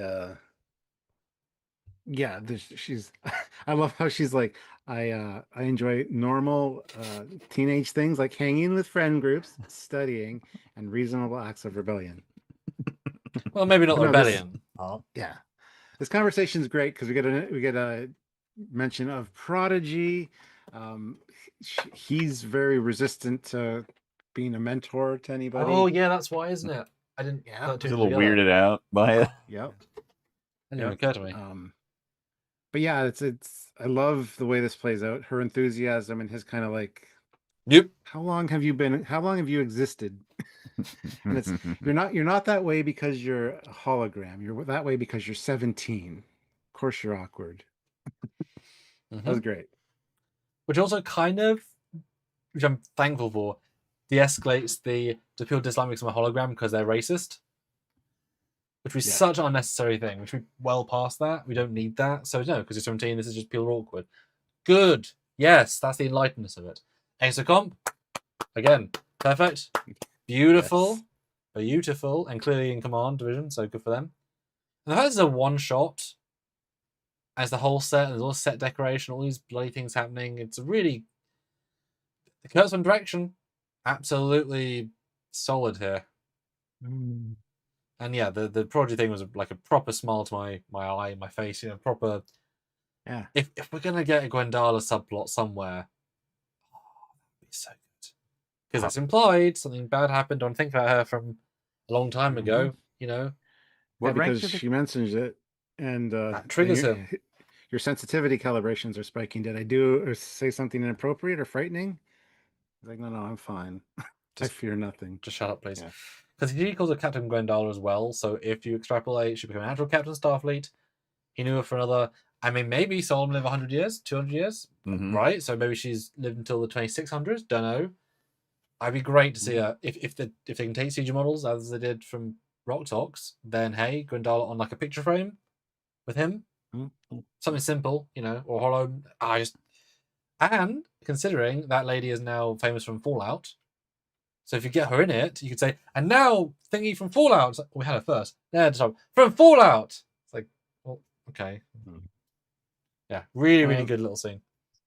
BJ throws in $2 and says, "I'll join the opera club, sing Gilbert and Sullivan." Good man. There you go. I just think Captain Gwendala, she'd be about the right age. She goes, like if her species is old enough. Captain of the Enterprise J. Oh, what a pull there. But Thrib says, how can they be 17 if she's only 4 months old? Well, how can the Doctor look 40 when he's 0? Really, that's a question somebody asked. Yes. Yes. She even says it. She was made to appear 17, but she's really only 4 months old right now. Yes. It's a hologram. You can program it to look whatever you want. It's like an avatar in a game. How can Moriarty be sentient in TNG and feel like he's an old man? Because he's programmed to. Holograms! Then we get hacking the computer with the secret frequency of him and his mom. And it's this is what causes the impetus for the whole what happens next. But asking if his mom is cutting the transmissions, he's looking for her, and he gets caught. Did he type anything there, or does he have something subcutaneous? It was all voice commands. We probably did something, twiddled his thumbs when we walked in, to hack it, whatever hacking it means in this context. Yeah. But then Genesis comes in and they have a whole back and forth of a lot. I'm not going to tell on you, but I need to know how to murder someone with a toothbrush. Apparently you were in prison, so you can teach me. I also need somebody to dress me in the morning, and I also need somebody to chew up my food and feed it to me like a baby bird. Jesus. And I'm like, I can volunteer for 2 of those things. How intimate can you get? My God. All right. I got to say too, this is the one scene where I really noticed one thing I hate about Mark, a negative. This is a negative. We're an hour and 30 in. Make a note. Well done, Joe. Yeah, all right. That's worth saying. Their boots. They're fucking boots with their uniforms, especially with the girls with the skirts. The big clunky goddamn boots. Are we McClunky level or just clunky? Oh, they're McClunky. They are totally unwanted, just like McClunky. Yeah, they're a little much. They got a deal in larger sizes. 10% off every other inch of the. This scene is one that I thought was while it was sort of good, it was forced in that why is she also near the communications lab or whatever and happened to walk in? It's a bit random. I guess she's just wandering the halls, but when I probably heard somebody talking in there and the lights are off and she's like, what? But when I was at uni, I wasn't walking on the first day, just random classrooms. yeah, I know she's her own person, but it was just like we need them to have interaction. How she's there, so it's not definitely not organic. Would have been nice if she was outside the room, like, and she heard like a bleep, and she had really good hearing, and she heard it, and she zoned in. But so for me, it was definitely a clunky scene, and she's like flirty. I mean, she's kind of open to some stuff, but they also have kind of chemistry as actors, so I can't be annoyed at it that much. No, yeah. I find the chemistry between all the characters is fantastic, especially in the next episode. There's a lot of chemistry in the next episode. It is surprising. Even Yeah. Tig and Drax, Lady Drax. The lack of chemistry and such.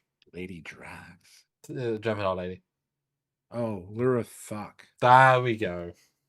Even I they have have the names chemistry. written down so we can learn them. Appreciate you. So yeah, decent scene. Now this scene has made it controversial. Her, let's be honest, disrespect to the captain's chair, but also she does not care because she's 400 years old and it's her Yeah. chair. But your thoughts, Stuart, because this has been one of the few things I've seen on the internet talked Yeah. about. What do you guys I think? know. I think it's fine. I don't think it's disrespectful at all. Like you said, she's 400 years old. Respect your elders. Also, this shows what the fuck you do for 15 hours when you're a warp. Read a goddamn book.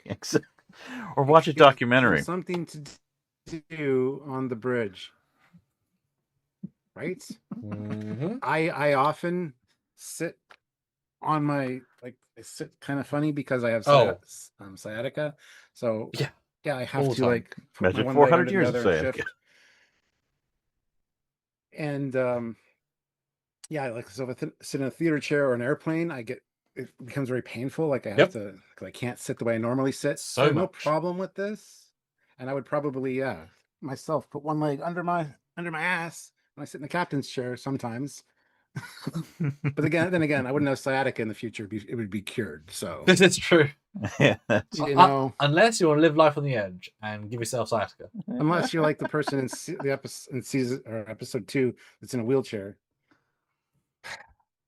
Some Anyway, things can't be cured. That's why they're Sure. more rare. But 2 comments though from the chat, unless we're gonna I'm just gonna read the super chat real quick. Ray Rix, £2. She's Lanthanite. Their character trait is quirky. Yes. There you go. Have you met Pelia with her 5 rotary phones? Yeah. How do they connect to each other? I just That- hope that Pelia's bugged in me. one scene is like, oh hello Pelia, you haven't changed a bit, neither of you. Well, yeah, obviously Lanthanites, yeah. But yeah, two from the chat. That dude Vince. This show obviously has Caleb being the main character, but so far they are handling that far better than Michael Burnham in Discovery. Your thoughts? He's correct. Caleb's great. Sure, he's not. I think he's a little OP with his quote unquote hacking, but he's also a very down to earth, realistic character. The way he interacts with people and talks, or Michael Burnham was just a contradiction from the get go. Spock's sister, raised by Vulcans, so very stoic, and then also Well, very she emotional. owned every room, irrespective of who was in it. And Caleb doesn't, despite his stature and his like big size.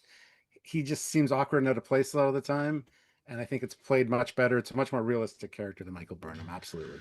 Well, and I mean, if you want to call her Mary Sam, Mary Dan, Oh, Sue, yeah, I know what you mean. like yes, that thing. He's but he also got kicked across the room by the baddie in this, so he is not physically strong. Yeah, he's got his ass kicked a few times, even on the shuttle. And she says later, Yeah, like Laura Thok says he needs his ass kicked, and Captain Aki here is like, no, he's had his ass kicked his whole life. yeah. So he's yeah. and he did get. I mean, this is a small thing. He did get taken by the security guards. He didn't outwit them. They're also holograms. So he's not winning every scenario actively. He's very good, but yeah. Second is Metallica fan says, "Hey guys, just to let you know, had to cancel my membership for a few months. Money's tight, and my employer is putting us through a restructure. Hope you understand. Hope you enjoy the show." Yeah, absolutely. Do what you got to do. Take care of yourself, man. Indeed. Good luck. Thanks for letting us know. You don't have to do that. Yeah, no one does. So thank you. Yeah. Appreciate you, and see you back when you can. Which hopefully means you're then doing better, which we hope for you. George says, I'd like Caleb more if they didn't give him a lame backstory, but all in all, he's fine. Ouch. I mean, you need some motivation, but it is a tropey backstory as well. So I see your point, but at the same time, it could have been handled more poorly. And they've done a pretty good job with it so far. So Speaking of the poll, which was over an hour ago, yeah. was the Whoa. episode in Starfleet Academy better than you expected? 59% say yes. with 138 votes. 38, yeah. 31% say no, and 11 the same. So that's at least 69% giggly who like it. What? Giggity. Yeah, that caught me off guard. Karen says, Seems "Who's like that you know reading better. the book?" That's obviously Captain or Chancellor Aki. Oh, I'm gonna ask the big question from you from the previous day's episode poll. You do that. No, I have no problem with this. I don't think it's disrespectful to the captain's chair at all. I don't know why everybody's so fucking up in arms about it. You know why? Actually, I do know why. Because there's so little to complain about. They got to latch onto something like this to bitch about. So that's my hot take on it. Yes, it's very unconventional for a captain to sit like that, but who gives a shit? She's also a Lanthanite, 400 years old. She's small, tiny, so the chairs are, more comfortable in this kind of configuration. You wouldn't see a 6'2" male captain sitting in a chair like that because he would be in extreme pain. I feel like if I was doing this, I would have done one alteration. I would have had it so the chair actually goes backwards, and she was like, you know what I mean, like reclining as a custom modification of the chair. Because this, she's literally on her feet on the chair. That is disrespectful, even if she doesn't think it is, because that is the captain's chair. It's if she's mean disrespectful or not. You know, like if Lorca did this, he'd be I like, don't think it's disrespectful. fair enough. Maybe it's an English thing. But if this is Lorca, Mirror Lorca, that'd be fuck you to the chair. But I love what you said. Yeah, 15 hours at warp, and her job is to be on the bridge. At least for 10, read a book. And it's a real book, which they talk about later. So it's a very characterful moment. I just wish one last thing. Or if there's a thing where on her chair, Replicable Matter could put out a footstool. Yeah. So that on a footstool, that would be this instant fix. Yeah. The only thing is she's reading a book, but she's also hearing what's going on with the sensors because unusual readings detected. And she's not clocking in approximately 3 minutes from her current position. What about they're having a whole conversation. And I love that she's letting her people do their thing without necessarily getting uppity. Yeah. But at the same time, she just keeps reading. I kind of would have been like one quick look over and then go back to reading. Like, they've got this. If it's important, they'll let me know. But she's, again, Lanthanite, 400 years old. She's very just whatever happens. And Lanthanites are weird, I should know. Yes, I know. But another note, and this is obviously the big her glasses. Turns out they're reading glasses. Because as soon as she's done reading, she hands them, and we never see them again in both episodes. Except in episode 2, there's a guy in the science lab wearing glasses. I mean, on her, but yes. Yes, yeah. So reading glasses are an exception to a rule. She might just prefer this eye strain. Or they zoom in. 400-year-old eyes, man. Or they zoom in a little bit. Right? I mean, that one... Or the real-time translation glasses. Maybe the book isn't in her language. Maybe it's in English. She puts it on and she sees Lanthanite. Or it's in Bajoran and she sees English. Earbuds. That, again, simple techie idea. That's the problem. Content is simple. Context is king. Some would say. And got to remind everyone, she's also a teacher who was not in Starfleet yesterday. So let her crew do their job, who all know shit more than she does. Let combat take her over. She's not very good to, again, teach yesterday. So give her all the benefit of the doubt here. This is not what she signed up for. She's starting to find Kayla's mum, really, but yeah, it kind of all works. I just kind of saw it as a new boss coming in. Yeah. A good boss will sit back and see how the team works. Yeah. A bad boss will just come in and make changes regardless of how things are running. Like Jellicoe. I want a 4-shift rotation. Yeah. No, well said. Good point. I meant to super chat that in. Is it too late? Yeah. No, you have a new point. You got to interrupt and say it. Oh yeah. Ah. Wait, was my super chat in the mail? Oh, I couldn't get any of the blue bills yet. Was it blue or were they pink? Blue's I forget 5. which was. Blues are 5, yeah. Purples are 10s. Mm-hmm. Greens are 20s. Reds are 50s. Browns are 100. And plastic are Canadians. Wah, wah. This is plastic. I know, but that was a joke from a few years ago. Sorry. Now it's the scene from the trailer thing. Yeah. There's a few more shots though. Yeah. Dirty, ugly space. Things hiding in the things.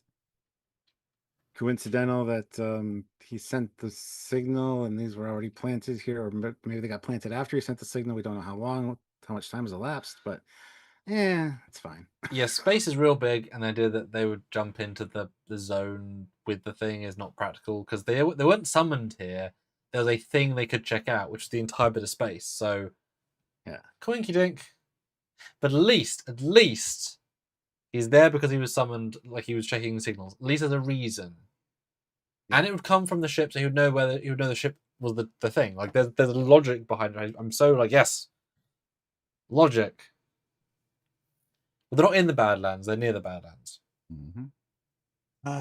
So the new poll is up. Which do you enjoy more so far? Section 31 movie or Starfleet Academy? Academy. I'll be right back. Okay. Goodness, I try so hard. But yeah, the scene is exactly the same, but with a few more little bits. Mm-hmm. Any thoughts on the on it so far of these bits and bobs? Well, it's pretty good explosions there. A little bit staged. Well, a little bit. Yeah, it looked like one person might have been standing there and just waiting for it to hit them. Yeah. But practical. I'll take practical effects. Well, yeah, certainly. We got the same less cable officer say, Red alert! Red alert! Yeah. Yes. We know. Is she a little? Yeah. Her dad might be famous who got her in, even though she didn't pass the exam. Maybe, or she's not 100% human. Maybe she has maybe Rumdars in a part of her ancestors. Descendant of the royal chains of Packard. Yeah, it could be. You Planet. never know. That would be quite funny. Well, I mean, it's another several hundred years in the future. I mean, hey, it's just I'm 1/44th Packard. Oh, we can tell. Oh. Just like the Klingon ridges are dominant for many generations. Yeah, but in fairness, if she's it'd going be a fun universe joke, it would be. But in fairness, it would be absolutely fine if she's genuinely. Oh, I've stripped. Maybe she's really good at something else, and that's why she's there. True. No, also a fair point.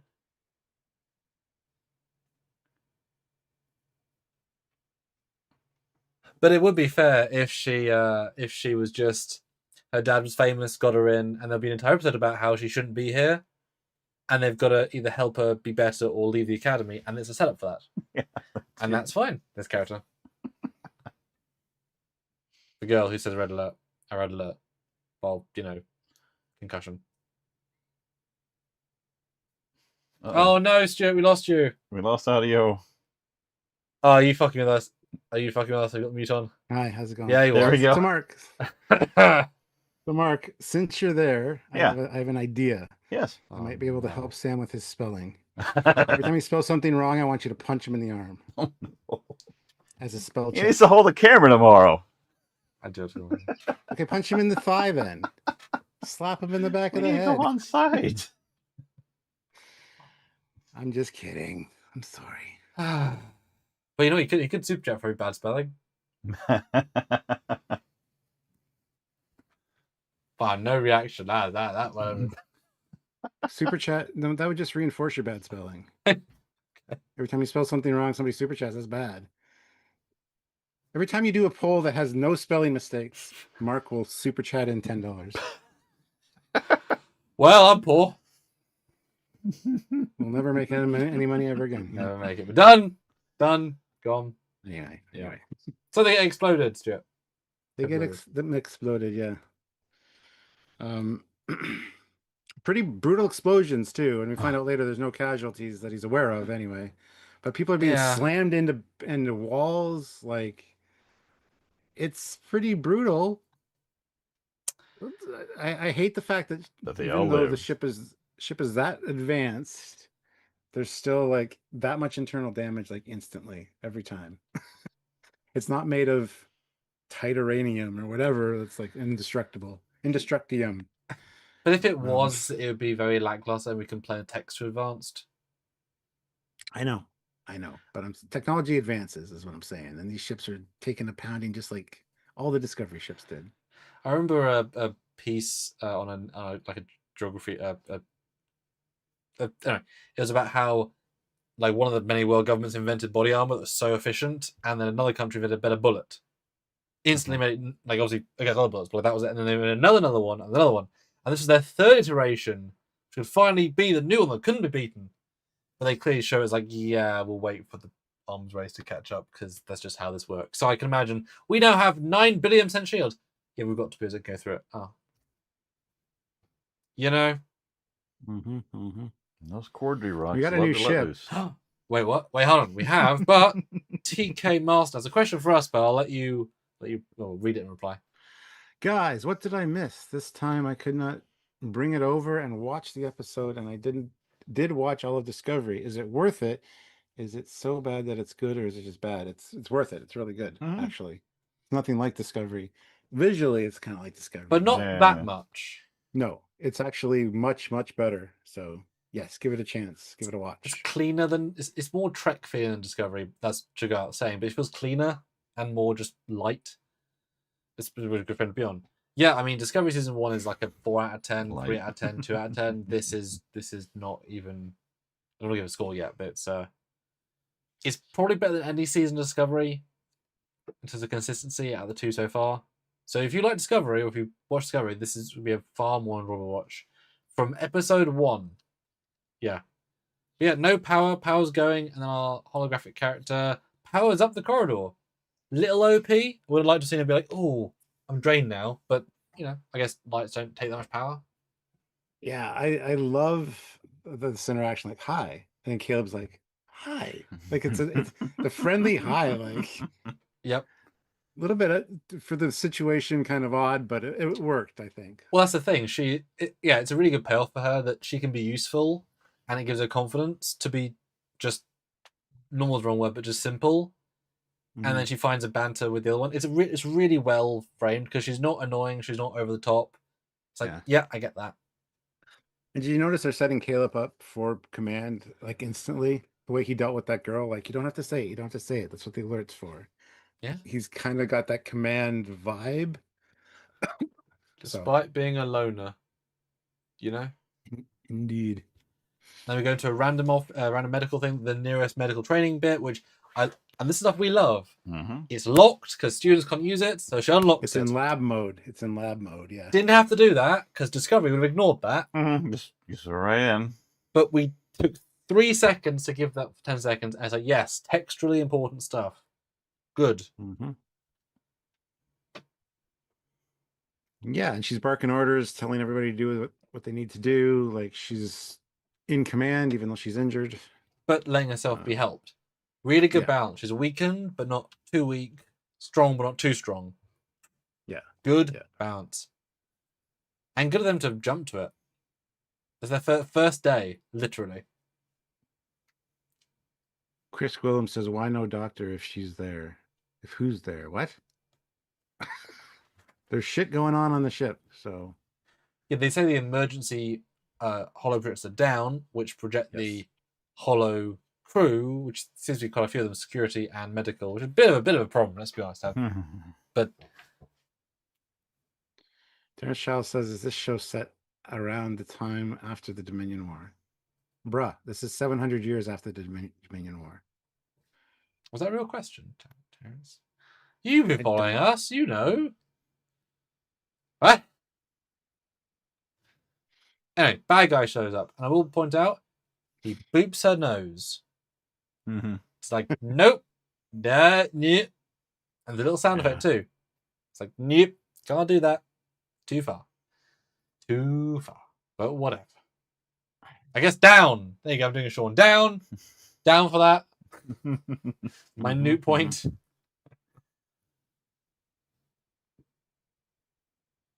Yeah, I mean, this scene's pretty good. I think he's not a big threat. He's just an annoyance. He's a pain in the ass, essentially.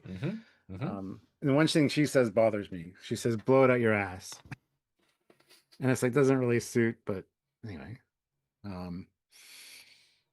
yeah, his stroll around the bridge, you know, kind of flirting with Becky Lynch, like.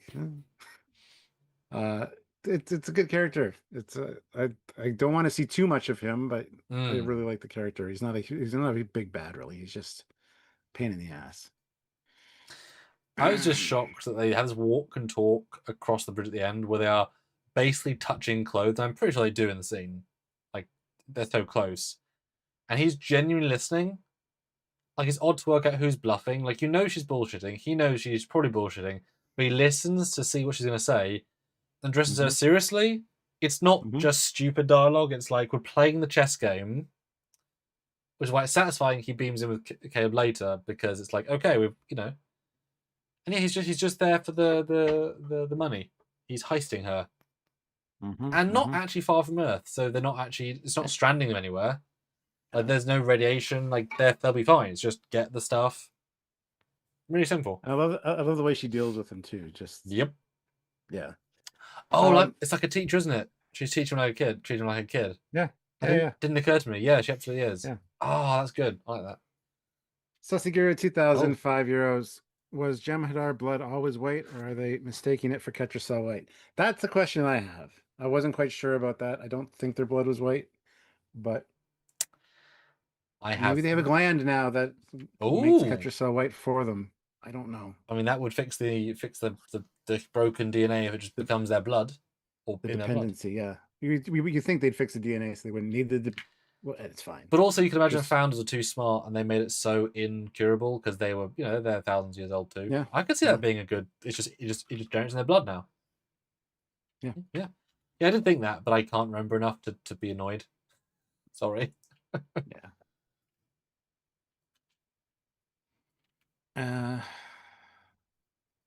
Yeah, we find out the fleet won't arrive on time. There's still like 45 minutes.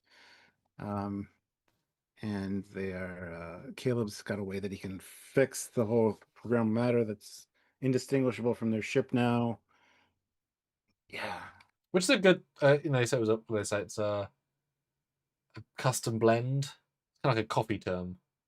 Yeah, it's like a custom mix. Yeah. So it's they understand it, but it's custom and a good idea. It sucks the power out of your systems or being attached to the hull and trick sensors being part of the hull. Cool. Good non-offensive weapon, you know? Yeah. Good strategy. And then she says, because they're going to be beaming to the engineering room, the Nusbraka. She says, "Take us to Academy mode," which I wasn't sure what she meant the first time I watched this.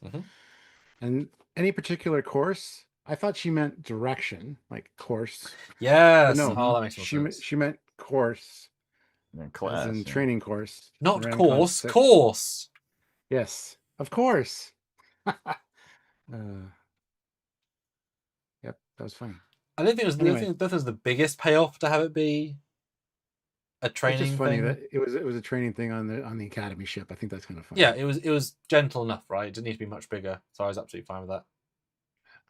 And they thought it through. They set it up, paid it off. Yeah. Not bad at all. I love we find out where Jem'Hadar's heart is. Well, Klingon Jem'Hadar hybrid's harder. That's true. That's true. Never know when a mixture is what it's going to do. I can't see it being there for Jem'Hadar. It does seem a bit silly. Like, all they're running on their heart in battle. It's like, no. I mean, you wouldn't shoot for there, obviously, but yeah, it's fine. It's fine. Yeah. I just love the whole thing around her barking orders and even saying to Sam, "If I'm going to die, I need you to be a little less cheerful." It's true. Yeah. It's true. And I don't remember when it was said, but it must be round here about you do not something for die. Oh, what's the Klingon phrase? It's on to die. Good day to die. Yeah, you don't value that. It's like, oh, no, it's a good day to live or whatever. Like there's a rework of the phrase that's very apt, and I like it. It's a fresh take on it. You know, she's like, well, there's a good interplay here. I can't remember what the dialogue is because you've got it in front of you, but it's a nice reframe of it. And even I think episode 2, she says also says victory is life in a different context. So she's both phrases. Well, she says, my dad taught me victory is life. There you go. My mom taught me today is a good day to die. Which tells you instantly which one's which. That's saying my mum, my dad. Really nice way of that as well. Little clever ways of dialogue to tell you stuff. Mm-hmm, Yeah, good stuff. So would you But think she's one Sam- of the first of her hybrid species Huh? at that point? Of them. Would she be one of the first? I know it to tell. I mean, it's been so many years. Mhm. I'd like to think no. She doesn't need to Yeah. be that special, you know. But then Sam wants to help hack the system, and she's doing it much faster. And the 3 pop up.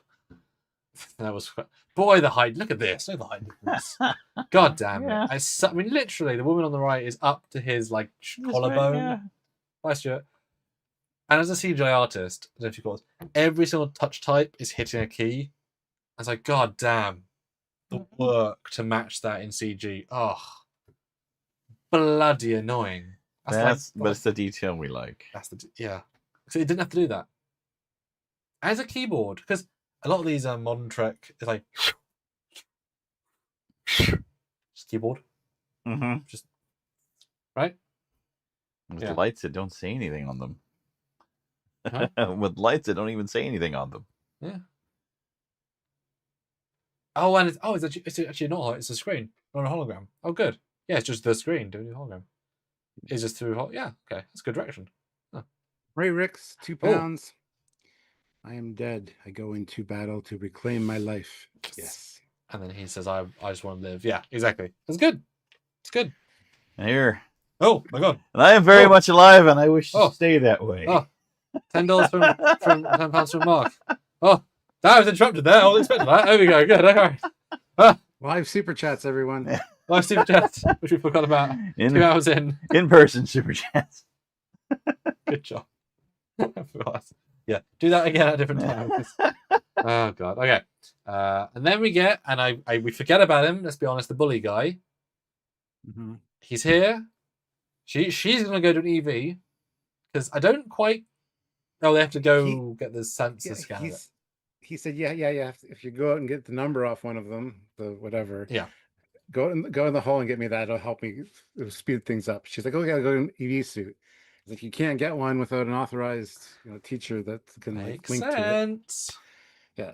And this dude's like, I can go outside without a suit and survive pressure differentials of 7,000 pounds and temperatures as low as negative 271 degrees Celsius for 8 minutes. And I'm like, what? You're human. I missed the earlier when he said he was whatever. Well, it just could be any planet, Kyonian. you know. Yeah. Mm-hmm.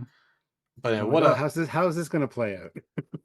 and the bravery, because you can't imagine this guy regularly in his own home turf volunteered to go into space, right? Yeah. So that Yeah. is properly serious. This is where hormones and pride come in handy because Caleb's like, how are you going to survive in space without a damn suit? And of course, he's got to prove himself now that he said it.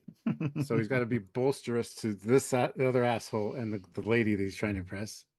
Yeah. Like I said, I'm Kyonian, bitch. I kind of love that. I laughed. Yeah. At the end of the day, if he's a good guy, he's brave and trying to do the best thing for literally saving the ship. I mean, it takes half of, Caleb might have done the math. This guy did the hard work. This guy saved the ship as much as he did. So, yeah, really, really strong turnaround for them. And Thribs says, problem is that space is minus 273 degrees Celsius. Well, 2 degrees, it's like wearing a park or a jacket that's rated for minus 20, but you're going at minus 35. You'll be warm enough for a long enough amount of time. They're also in a nebula thing, so with lightning happening, it could be different. Yeah. You don't know. Then we get introduction of the guy beams in, chilling out, and you point out something different about the trailer, which I didn't even clock. Yeah. In the trailer, he's whistling the Star Trek tune, and here he's whistling just something random. So didn't even clock it, but I'm glad I removed it because I forgot it was a thing. He didn't use his replicable matter sheath thing, weapon thing. I'm glad because saving that. Just a little note. I forgot it was a thing, but It's back. And Jeff Jacobs throws in $5 Ooh. and says 50 likes. Thanks for the support. Hashtag made Jeff pay. Mm-hmm. Yeah, that's been a while since we made Jeff pay. You've missed. Well, we did it last night. Got up to Oh, 50 last night as well and made him pay. So glad that he's back and hanging out with Welcome. us. Appreciate it. beautiful. Then you have another smart thing with Discovery. The Sonar and Space Group would yes. average. Yeah, they've acknowledged they can't hear in space, so they've got a device that senses the muscle spasms of vocal things and makes it into a signal. Again, 7 seconds and $20 for a little circle prop. Yep. And the line saying, That's what I'm saying. this will be able to read your vocal cords so I can hear you. It's so important because not only that, she's smart enough to know he needs that. It's a double whammy of smart, right? People say it's a dumb show. You need this stuff. That's what Trek would do. It's And important. he's like, can you just turn around? And she's like, why? I don't want you to fall in love with me, girl. She's like, no problem. There's no worry about that. She goes, no, seriously, just turn around. Which I don't know why. Like, he's embarrassed during the transformation. But anyway. And then he's like, you can turn around now. Well, it's like getting a shirt off in front of a girl you fancy for the first time. It's just an awkward maybe, teen thing. Maybe.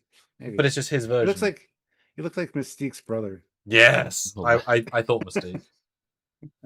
But it's a really solid makeup. It's very alien. It must have sucked to put on. But it's still him. Like, you can still read him through it. And yeah, it's a very human thing. Chris Gwillem says, can open the airlock without anyone noticing or the ship noticing. Why are they not allowed in spacesuits and just beam there? Well, the transporters are down. They're not allowed spacesuits because they're students for like 2021, 19. And it's stated that they need a teacher essentially to unlock the suit and be linked to it. Yep. So that nothing goes wrong. And there's nobody around. So.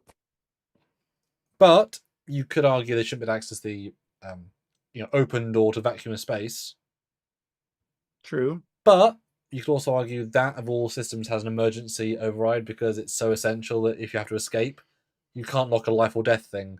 You should probably argue that with the spacesuits, but I'm more okay with the door because if you crash, you can't get out.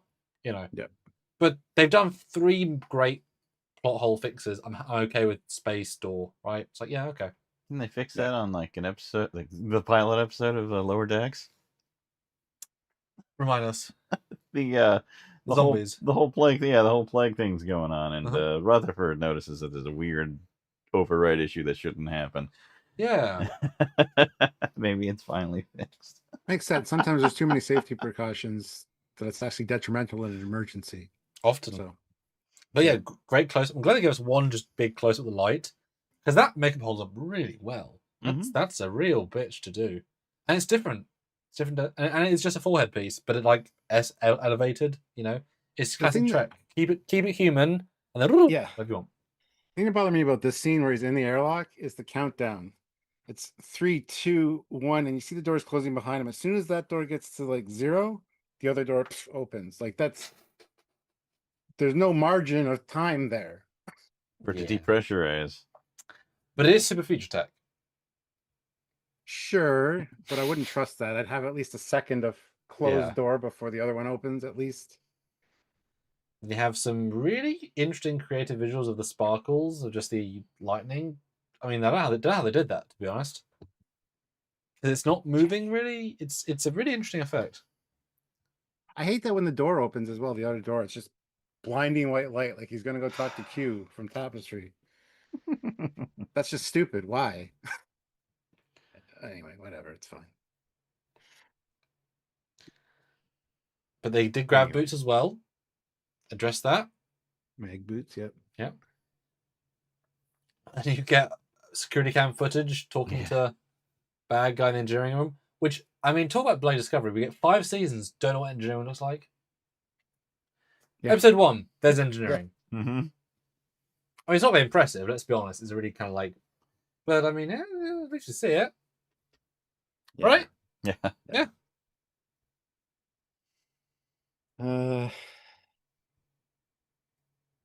Anyway, wait, hold on. Is that Stuart? Go wait for the live. This render shows what the rooms inside Athena. That's cool. Yep, I see that. I like that. I really like that. Actually, it's actually not as big. Well, those rooms are really big. Wow. That's a really good little display, that. Huh. Anyway, this is asshole number 1 to asshole number 2. How are we doing? Yes.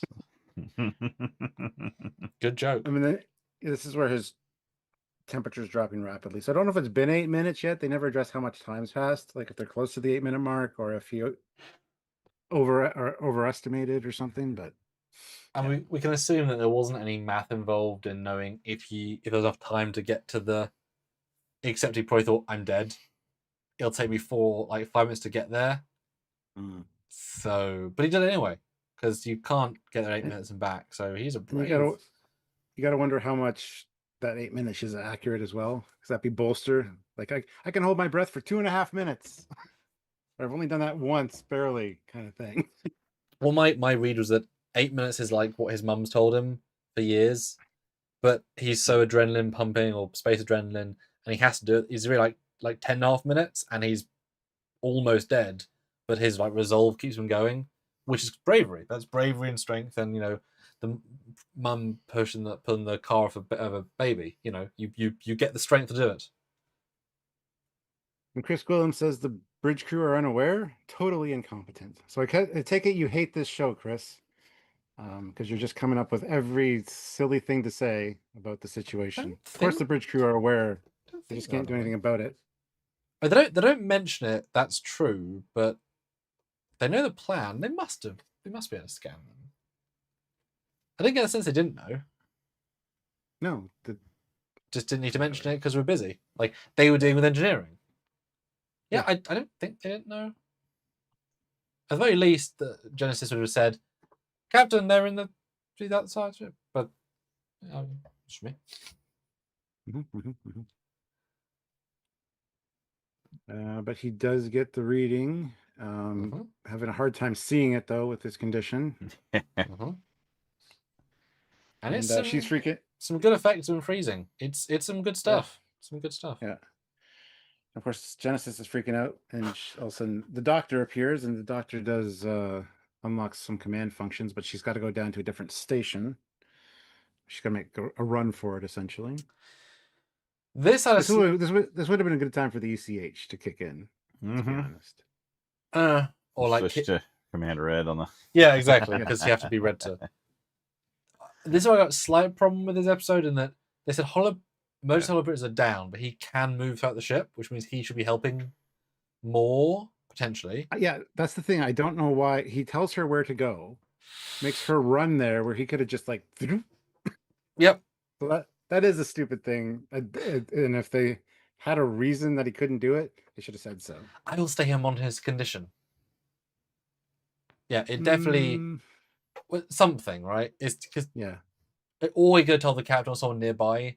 It's stupid to. It's like Alice Eve running into darkness when she comes. Bridge, the Avengers is here. Okay, go. Yeah, this is definitely a plot hole. Especially as he could be the most helpful. I'm guessing he's helping people out throughout the ship. That's why he's going everywhere. But how is he able to manually go around the ship holographically if the other crew aren't able to exist? That holometer. Because he said the holometers are damaged. That's why the medical systems are down. Which you assume that's why he's using his mobile emitter, which is never really addressed. But then how can he move if you got mobile emitter on? Exactly. Yeah. So it's a small one. Because all they say is where's the nearest functional station, and it's Athena Atrium level 2. Go get him, and then he stands there. What? Yeah. You just killed the guy, and it's a medical emergency. This guy is literally dying, and you're making me run to save him. Yeah. He can touch the panels. He can interact with the computer. He can use command access to a security thing as well. What do you think, Mark? Are you gonna give it a plot hole marker of? Yeah, that was an obvious miss right there. Okay. Well, we're 2 hours in, so that's pretty good. Pretty good. Yeah. How's the poll going, though? Okay, cool. 75 votes? Great. I asked, which do you enjoy more? Now, this was mostly to see what the people who have strong feelings about this are going to be forced to admit to themselves. And fair to say, Mark, that movie was not good. Yeah. Snap zooms. Oh, God, yeah. A lot of those. 75% say this is better. as you should. Good. Okay. Excellent.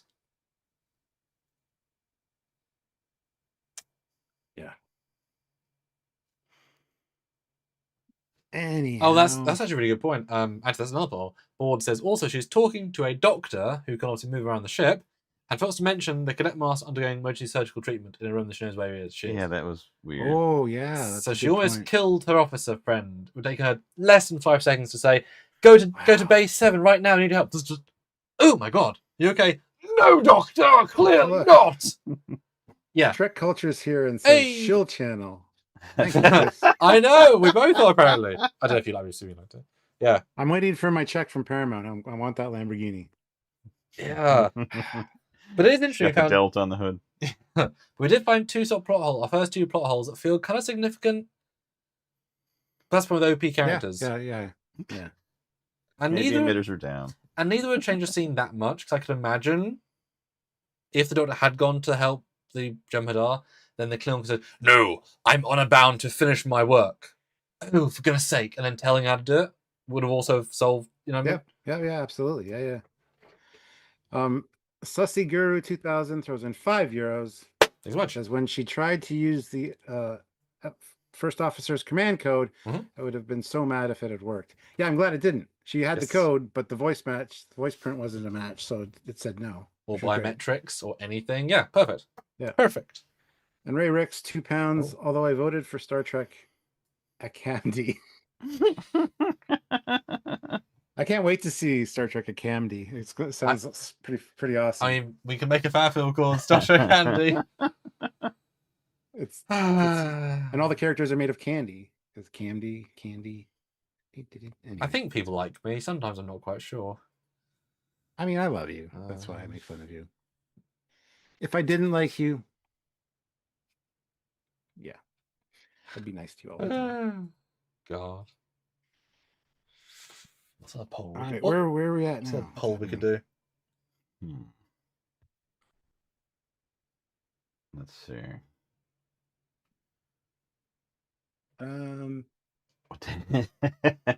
Let's see.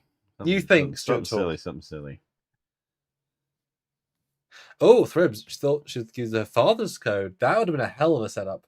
Oh, But yeah.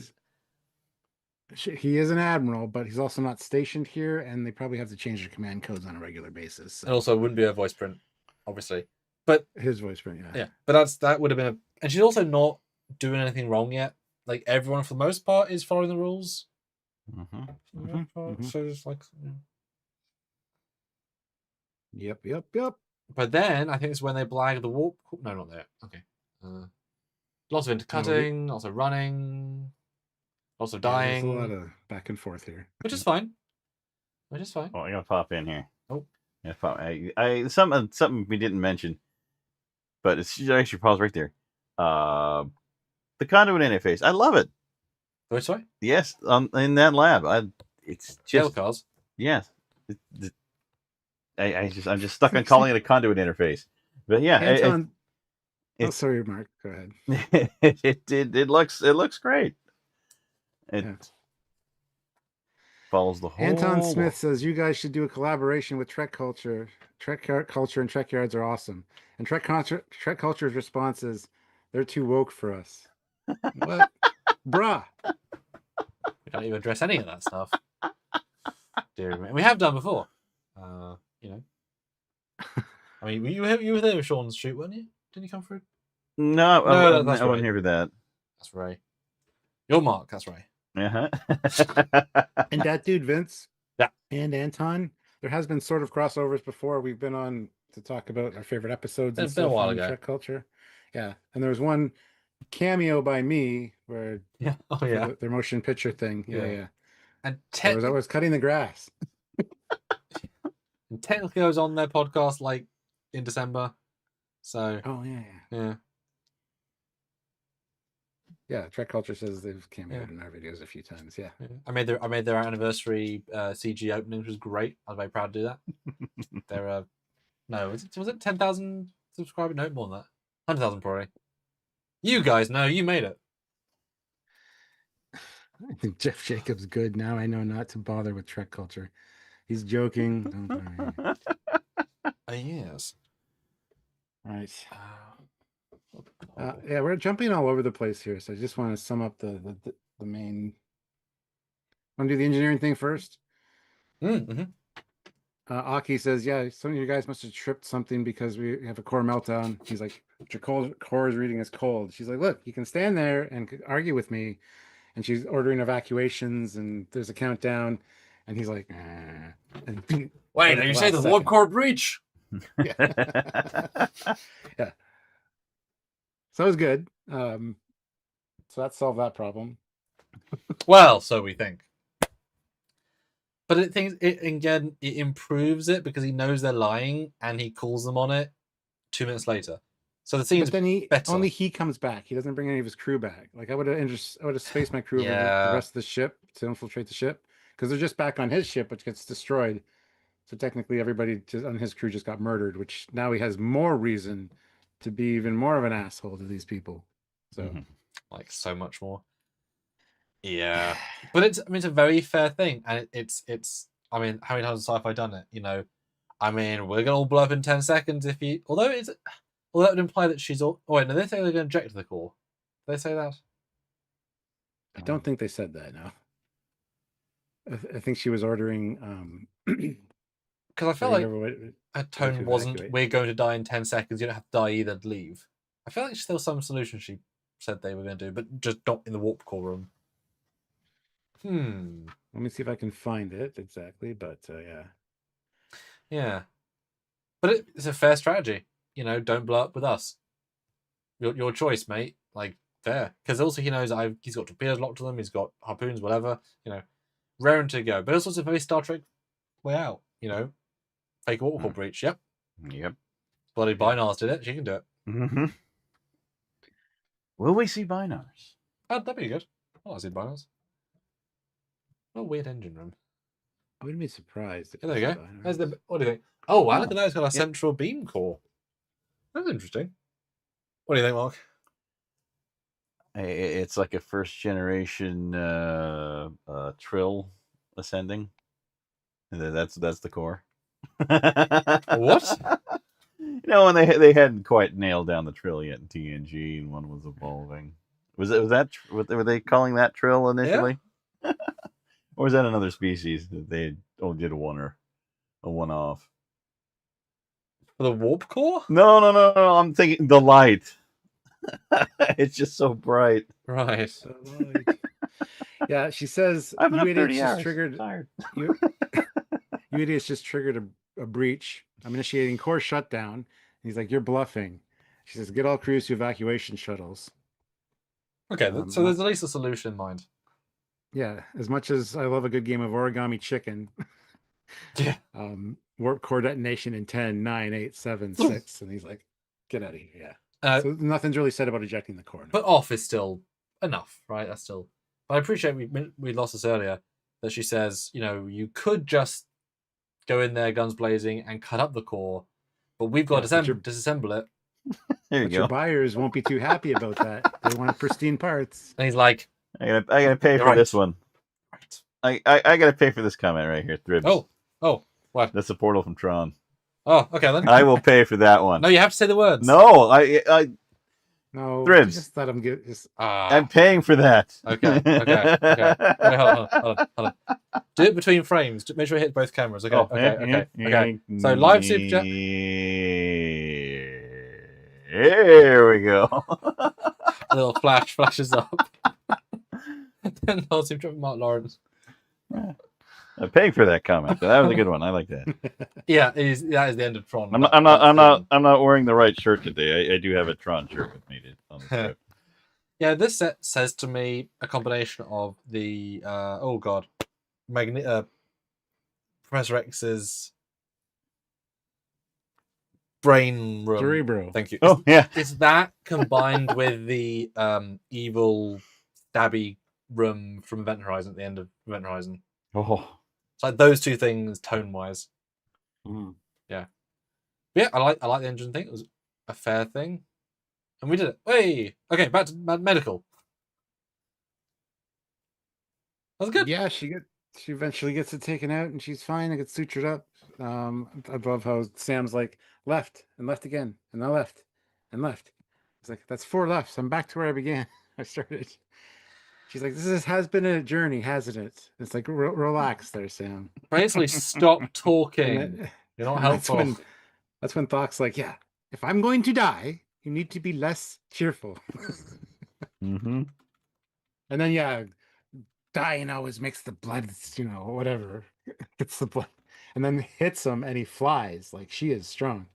Yeah. Oh. I've been very small joke, and I was like, oh, I'm down for that. Yeah. You know, it just tells you without telling you. And he can take it, right? Klingon. Mm-hmm. Mm-hmm. And they're in sick bay, so even if he can't and gets a broken rib, they can fix that shit. It's fine. Yeah.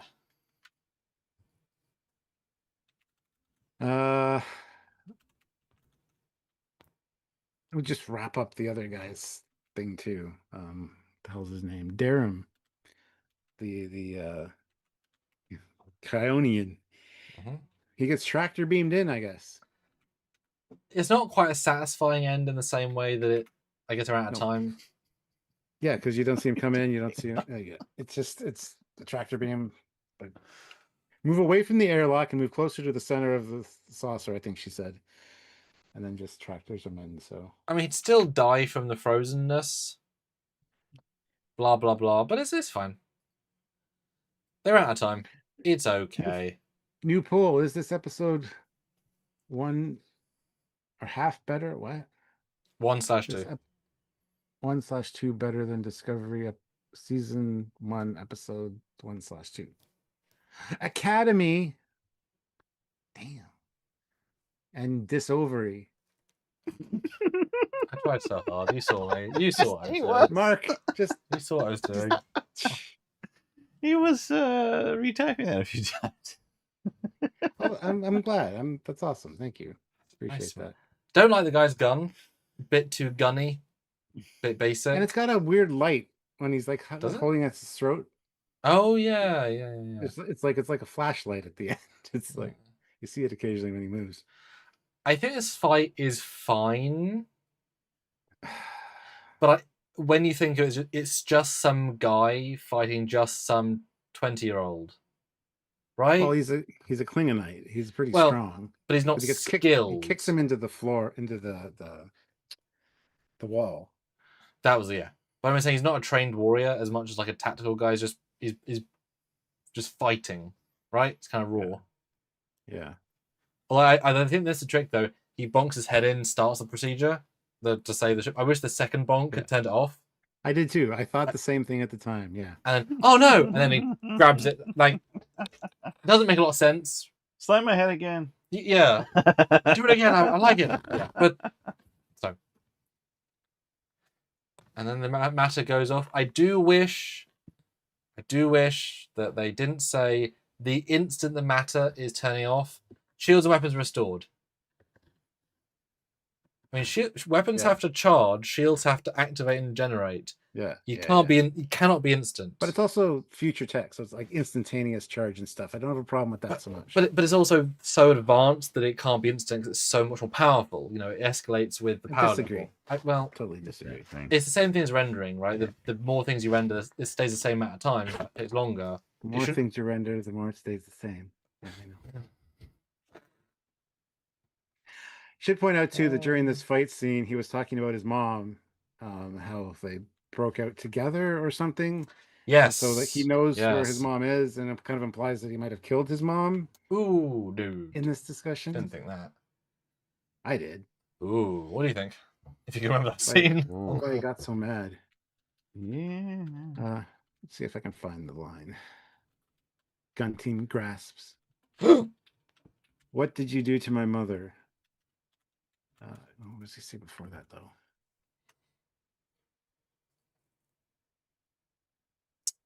Yeah, I can't find it right now. What the hell? Where is it?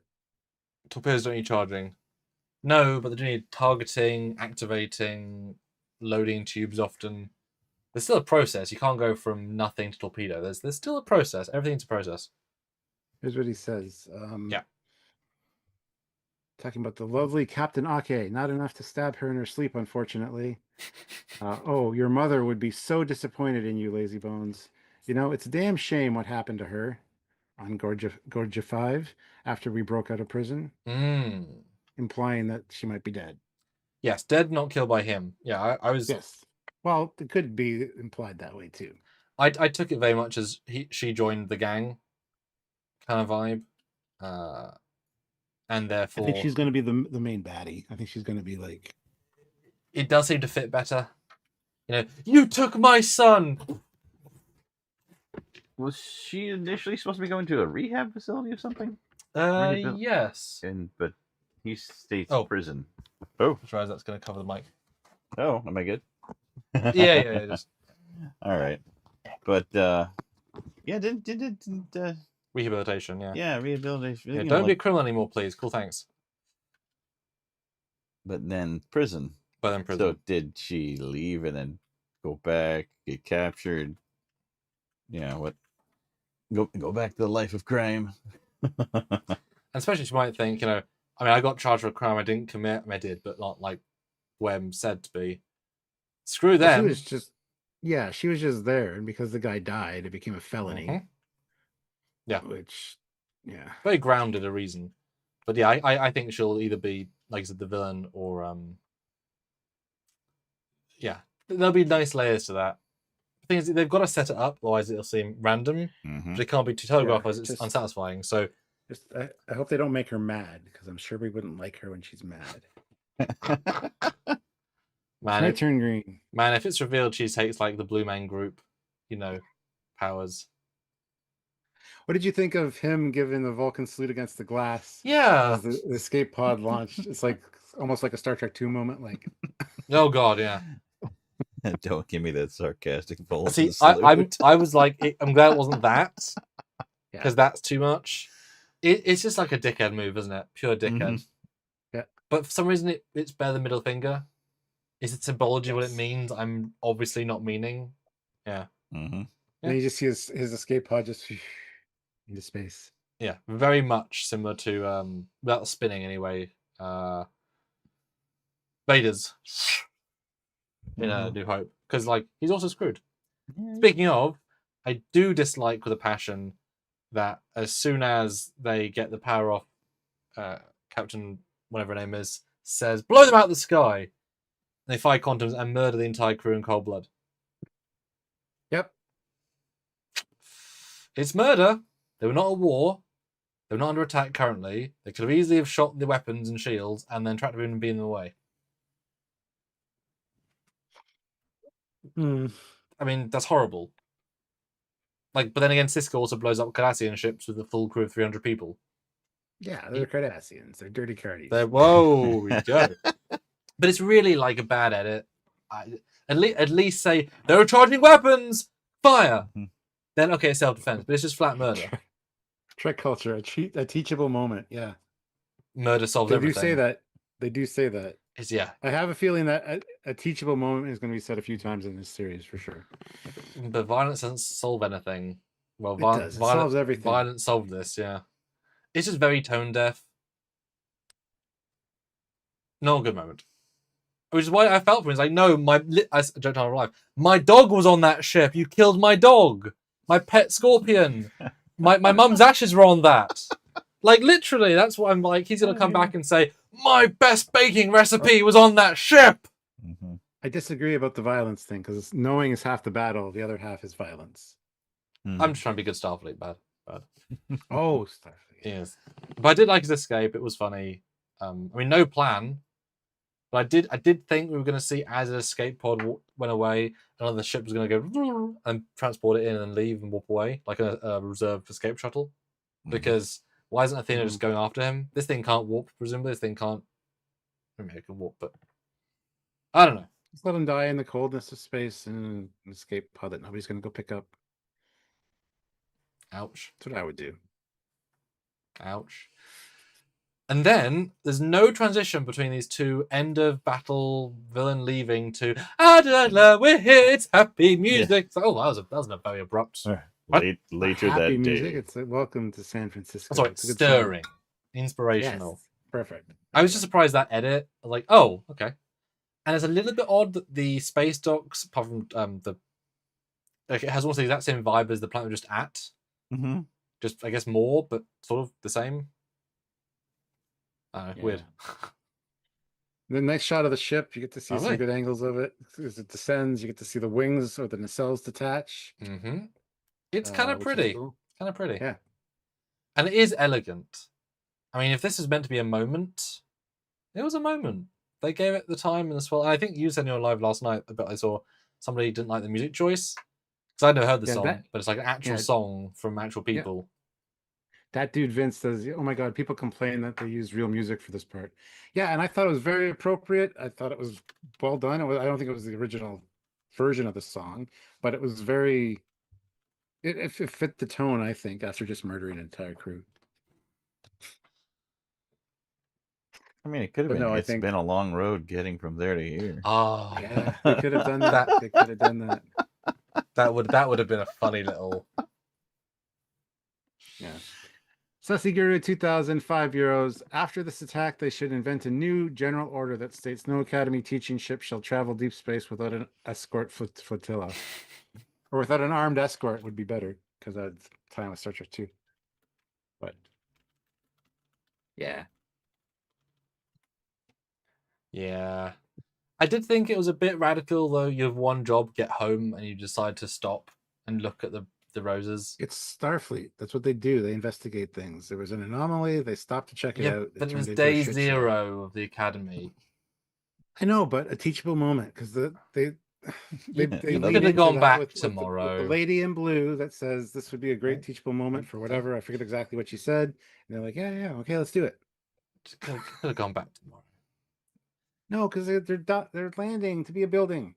That's essentially what I thought you Be were a going to building say. be a building for 24 hours and then get up and leave again. You're going to Mika, stick there for a good couple no. of weeks. No.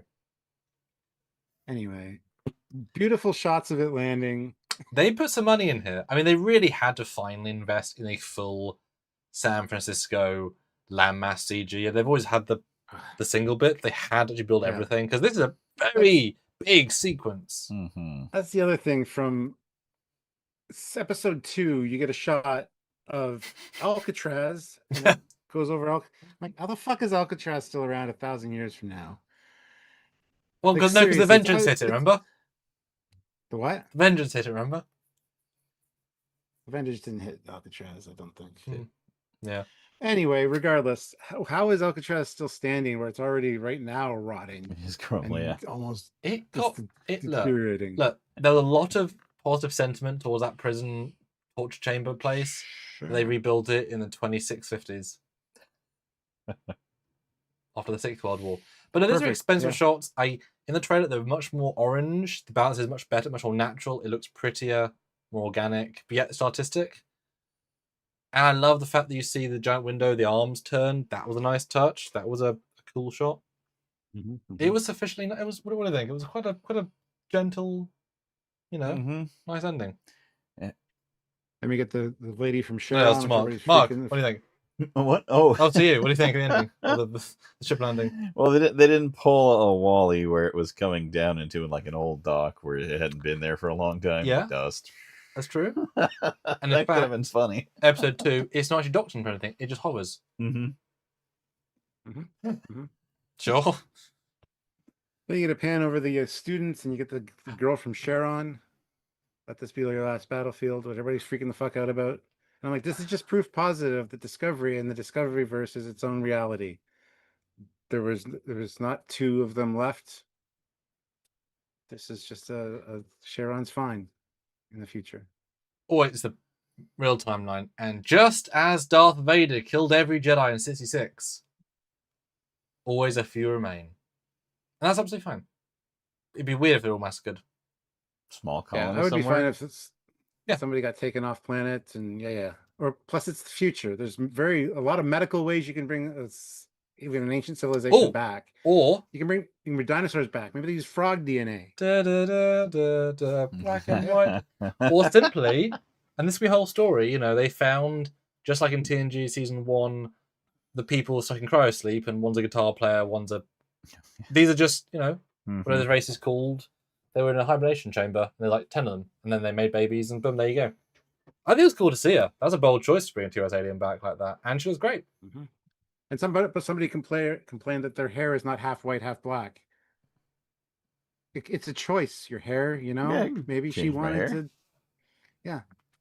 Maybe that symbolized the unity of her people by dying, so she's actually half and half from head to navel. Yeah, it's just stupid. It's just stupid, the things that people nitpick about when there's nothing really bad to talk about, and they latch on to certain things. Yeah, they put and just drill it into the ground. They put effort in saying, right, we're going to make this poor woman who's not white and not black paint her entire face a black and a white every day to come in an extra, because she's throughout the episode. She's in the first scene. I noticed her the second time. She's in episode 2 a few times actually. She's pretty obvious, right? It's a choice. It's effort. It's money. It's time. She's being paid money to bring back a TOS alien. I hope she has a speaking part. She can give some backstory, and maybe we'll see her in gym and she'll have one leg white, one leg black. Yeah, you know. We'll develop the race even more. Maybe it's like my cat's face, where like it's a quadrant pattern, just exactly. The navel is the cross point. Yeah. Black and white. Like tech is easy to be pissed about, but species, there's so many ways around those things. Yeah. So next scene is in her office. She's reading him the riot act because his actions basically threatened everybody's life and the safety of the ship. But he didn't know, in fairness. No. Unlike Burnham and other people, he genuinely did not know. But they're all grounds for expulsion. Fair. And she worked a deal that he gets 90 days he has to stay on site and 100 hours of menial labor. Yeah. Or you can just leave. You can leave right now, and if those people that arrested you find you, there's no way I can help you this time.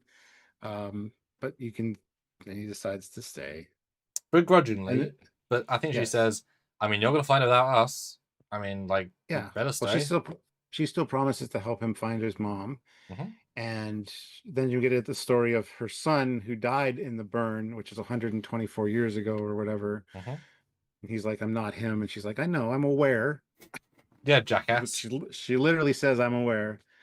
But we can look out for each other. I can help you find your mom. Yeah, it's very touching. I love the relationship that these two have, actually. Well, it really helps. It's both their first days, right? For a very long time. There's a certain symmetry to that, which is quite pleasing. Yeah. This might seem silly. It stood out to me in this scene. Those chairs they're on, bloody hell, they look uncomfortable. They look like tiles, yeah. They are tiles. Why the hell would you sit on 500 tiles? Wow. And plus they got deltas everywhere. Yep. Of course they do. Of course they do. But that just looks so uncomfortable. So he got his head back in the tiles. It's like that. It actually kind of looks 80s. Yeah. Yeah, but with the sheet. It looks like you'd slide off of it. That's the way it's curved too. But it is also artistic. So it's dumb, but also okay. Restaurant seating tile. Yeah. Yeah. And the office has grown on me already. It's weird. I love her office. Yeah. It's weird, but it's yeah. And obviously at some point we'll get closer to the ships on her display. Maybe in a protostar. That'd be nice. And boy, she's small. I mean that ending shot. She's not even up to her shoulders. Not even. And look at his arms. Yeah. Here's these parts of his head that are like the side of his head. I mean, look at this. I am Weedy. He is man. Roar. Bloody hell. And every chance they get to show off his arms, they do. Especially, yeah. But it's not gratuitous. Thank you. It's all appropriate. It's just wow. And just for the Trekyards fans. There you go. There you go. In the background, you got an a Galaxy Class, Excelsior. That's probably the next one right there. Things. I love she has an Oberth and Excelsior. Yeah, although it's from a very specific era, so I don't know if there's going to be other stuff there. She was in Starfleet, or could have been in Starfleet for a long time, but that's definitely a choice. So, but anyway, yeah, that's the end, guys, of episode 1 of a new series that we thought we'd hate, but we didn't. Well, we were open to hating if it was terrible. We didn't think we were gonna hate it, but yes. Judging it on its merits, go figure. Yeah, she would be too young to serve on any of those ships, but her Atlantanite parent wouldn't be. Maybe those are models of all the ships one of her parents served on. Maybe, yeah, she would be young for that. Oh, She's yeah. only 422. Mm-hmm. So it's a good point. But yeah, so that is the end, guys. It's time for you guys to now chime in with your scores out of 10. Yes. Super chat in your scores out of 10 or PayPal. And Yes. we will read those. Sessigura 2000 throws in Oh. €5. Oh, yeah. And there's a huge delta above the fireplace, too. Yeah. Yeah, but that was like a TMP almost delta, so I thought that was like a mural she grabbed from a bygone era. That wasn't Discovery looking thing, so I was like, okay, that could be a old school. Vince says, oh, sorry. Maybe she's related to Pelia, and Pelia gave her those. It'd be great if she was like Pelia's daughter. I don't want that. That's small universe syndrome. It does. Yeah, you're absolutely right. Pelia has to be in it, and they have to have some adventure at some point to be either friends or frenemies. Frenemies would be funnier. Like they would banter and bicker. Yeah. Well, Pelia being a silly lass. But Stuart, I can see the numbers. We'd love to get 10 super chat closing thoughts. Would be tremendous. Put in your thoughts. Put in your scores out of 10, including you, Mark. As in just say it. I mean, think about it. Think about it. Out of 10, this is the first time. And who else but first I stream Mark on in person? You want a super chat for Mark? Give him a super chat. Thanks, for $1 for being part of his additional special ceremonial box in the corner. Mark, there he is, right there. He's his own special help box. BJ throws in $2. Office is Frank Lloyd Wright in interior design. Yeah, it's very eclectic for sure, but not as weird as Pelia would have. There's still a cohesive. It's not as cluttered as Pelia would have. Well, yes. Sergeant Roadkill throws in £2. The review graphic, don't I? Genuinely excited for more. Indeed, as am I. Trek Culture gives it 36 ups and 11 downs. That's still pretty good. But yeah, were they like tiny downs or some big downs? Because sometimes they can be like this one line you can down, so it's kind of hard to. Yeah, we don't watch your garbage, so we don't know. Wow, we only watch professional productions. I couldn't watch it until I'd seen it myself. Well, yeah, and then you're here. And then I'm here, and so I got a lot of videos to watch, but I got to sleep. You got to sleep, man. 30 hours, man. And then awake in like 10 hours to do our filming. I won't sleep. 40, 50 hours. Let's get to the closeout here because we're already like running over time here. Only a little bit. Doing well. Sure, but I still got to go through mine. Of course, Mark has to say his. Let's get going here. Okay. So Stuart, this is where you asked me the question. So Stuart, that's my name. This is. What are your closing thoughts? How did it work on several viewings? And we're going to give it out of 10 for. I'll do 2 scores here for New Trek and for Old Trek. Because even if you get a 9 for New Trek, it might not be up for Old Trek, etc. It surprised the hell out of me. Let's put it that way. Went in with low expectations. Really enjoyed it. Great characters, good writing, good direction. Forced out at gunpoint, almost. Yeah. Yeah. Visuals. There's a lot of Strange New Worlds stuff going on, and Discovery still. The opening very much reminded me of Discovery with the flashback. Some of the action sequences also feel Discovery-esque. So those are little small points taken off, but overall, the flashback didn't overstay its welcome. It wasn't scattered throughout the episode. It was very concise. Love that. Like the characters, they're all super likable. Can't wait to learn more about a lot of them. Even the unlikable ones that we thought. Right? Yeah. And I hate Holly Hunter, but I love her in this, her character. I hated her going into this because I only seen her in a few roles. But anyway, so she's won me over almost instantly, which is hard to do. I can't wait to learn more about the other people in this. I just really enjoyed it. It actually stands up to multiple viewings, although multiple viewings because I enjoyed it so much the first time and couldn't really think of any negatives. I was kind of looking for some to see. And there's a few small things like vernacular and things like that kind of, and the Discovery tropes from the fight scenes and stuff like that kind of bug me a little bit, but not a deal breaker by any stretch. It's much better than I anticipated. I expected Discovery 2.0. It is not that. Or teen drama 1.0, and it really wasn't. Or 90210. And people are still saying yes. I disagree. These are what these kids might be like. Yeah. They're still quite So- respectful. I enjoyed it, and yeah, it does stand up to multiple viewings. I think for my scores for So how does new it compare Trek- to all the new Trek? How does it compare to the old Trek? And if you want to throw an enjoyment score to be entirely random as well, Oh, yeah. Yeah, I'm going to do enjoyment first. Enjoyment score, I'm going to give it a, let's see, an 8.6 out of 10. okay. For all of New Trek, All New Trek. including Prodigy and Lower Decks. Yep. This is still going to get up there like a 7.8. Okay. I think. So compared now to TOS, TNG, Voyager, Enterprise, and DS9, It's 7.2. ooh, that's pretty high. Mm-hmm. Wow, Solid. that's solid. Yeah, That's solid. Yeah, for a first episode. Yeah. And Yeah. many people said it starts weak, gets better episode 5. Episode 5 I'm looking forward to for a lot of reasons. That's not bad. Yeah, So what about you, Sam? What did you think of it? And what did you haven't rewatched it? No. Yet. You haven't had a chance yet. I've re-experienced it with you. But what about our discussion about it? Did it I change your mind? like the small plot holes we found because it showed how many times they didn't go the route of plot holes. They actually explained stuff. They brought in logically. They have likable characters who I mean, you were there yesterday. We were debating heavily. Do we continue with it? And I was like, I just want to watch episode next. I want to see what happens next. I want to see if it continues. And we did, and we reviewed it. And I want to see what happens next. That was a thing. So we did. I'm glad we By did. the way, that'll be Monday, guys. We'll be reviewing that on Monday live. Yes, yes. Edited on Tuesday, live on Monday. Mark will not be here because you'll be going back to the train place to go to the airport place to go home. Yeah. You're welcome. Have a long chain of travel to get back home. No, it was good. The music wasn't amazing. It was very standard, but the performances were so good. I didn't really track either, like the music-wise.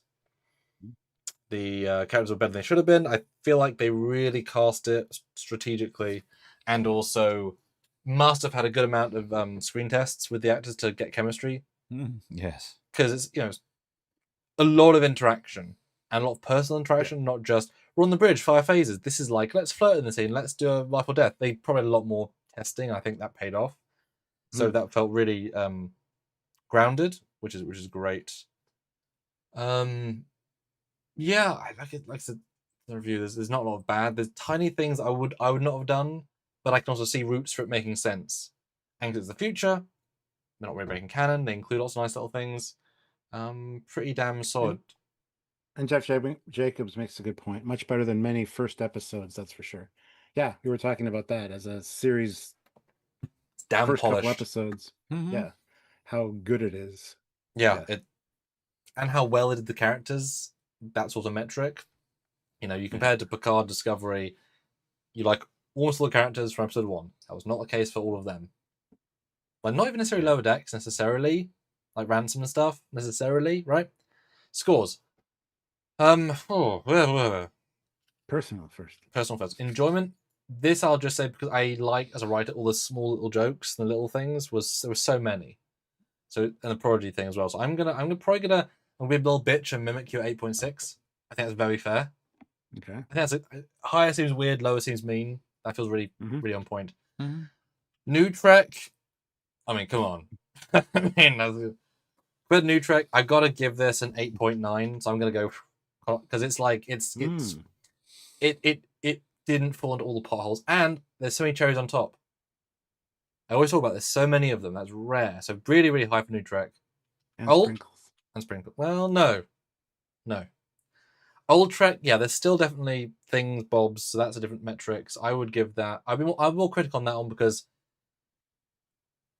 the vibe of Old Trek's good. So I'm going to say 7.2. So I'm going to go slant on the 2, but overall, I mean, still very, very strong. I mean, basically, you are just a little bit reversal. Mark, your quick scores on the 3 metrics, if you could. Okay. Well, Enjoyment? let's see. Enjoyment was pretty solid. Let's see. I'm gonna go. Well, let me make it official. Oh my god! Mark Lawrence super chat, £10. What's the score? Okay, other people paid some. Okay, so I will too. All right. So, Enjoyment. I really enjoyed it. I had to stifle some laughs while I Yeah. was traveling. I didn't want to seem like a madman. Yes. Yeah. Especially the medical scene at the very end. We get the blood pumping. Mhm. I enjoyment 8.5, 8.5. And then better new Trek, so just the new shows and then just the old shows. As a starting episode. As a starting. No, just overall. Just how it fits in already. Yeah, just your gut Okay. score.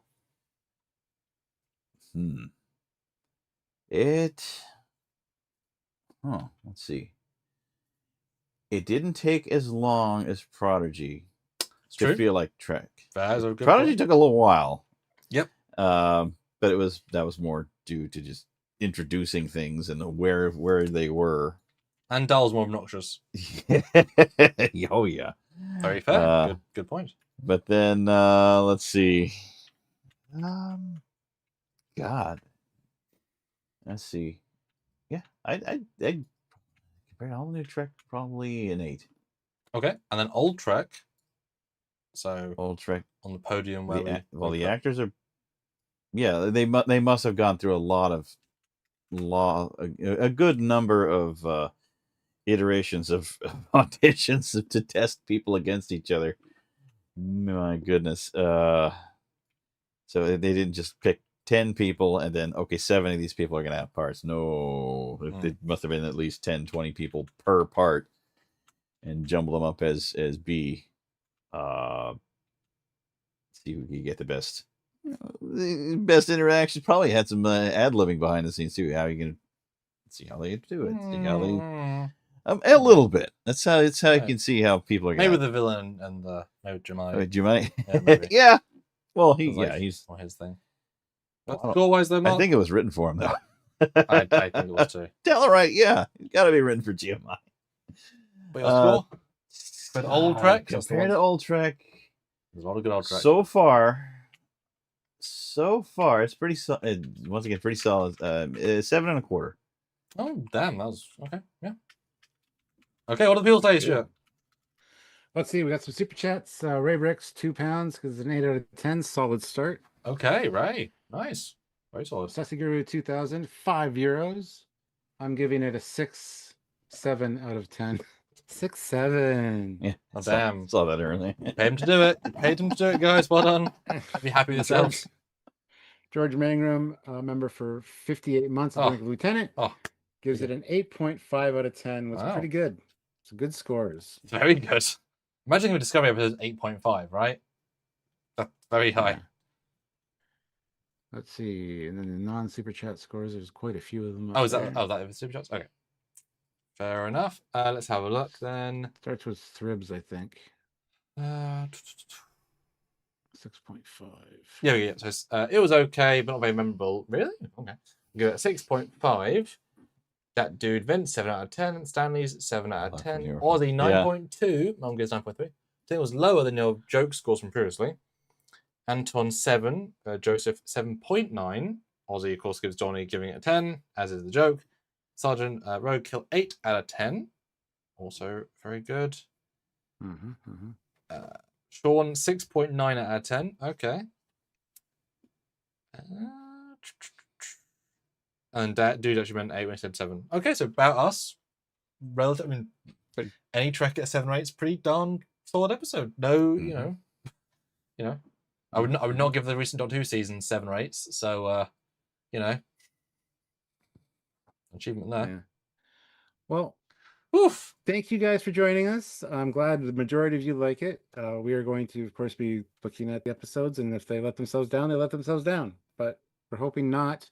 Hopefully they maintain this. And please join us on Monday for our live on the episode 2, which is called Beta Test.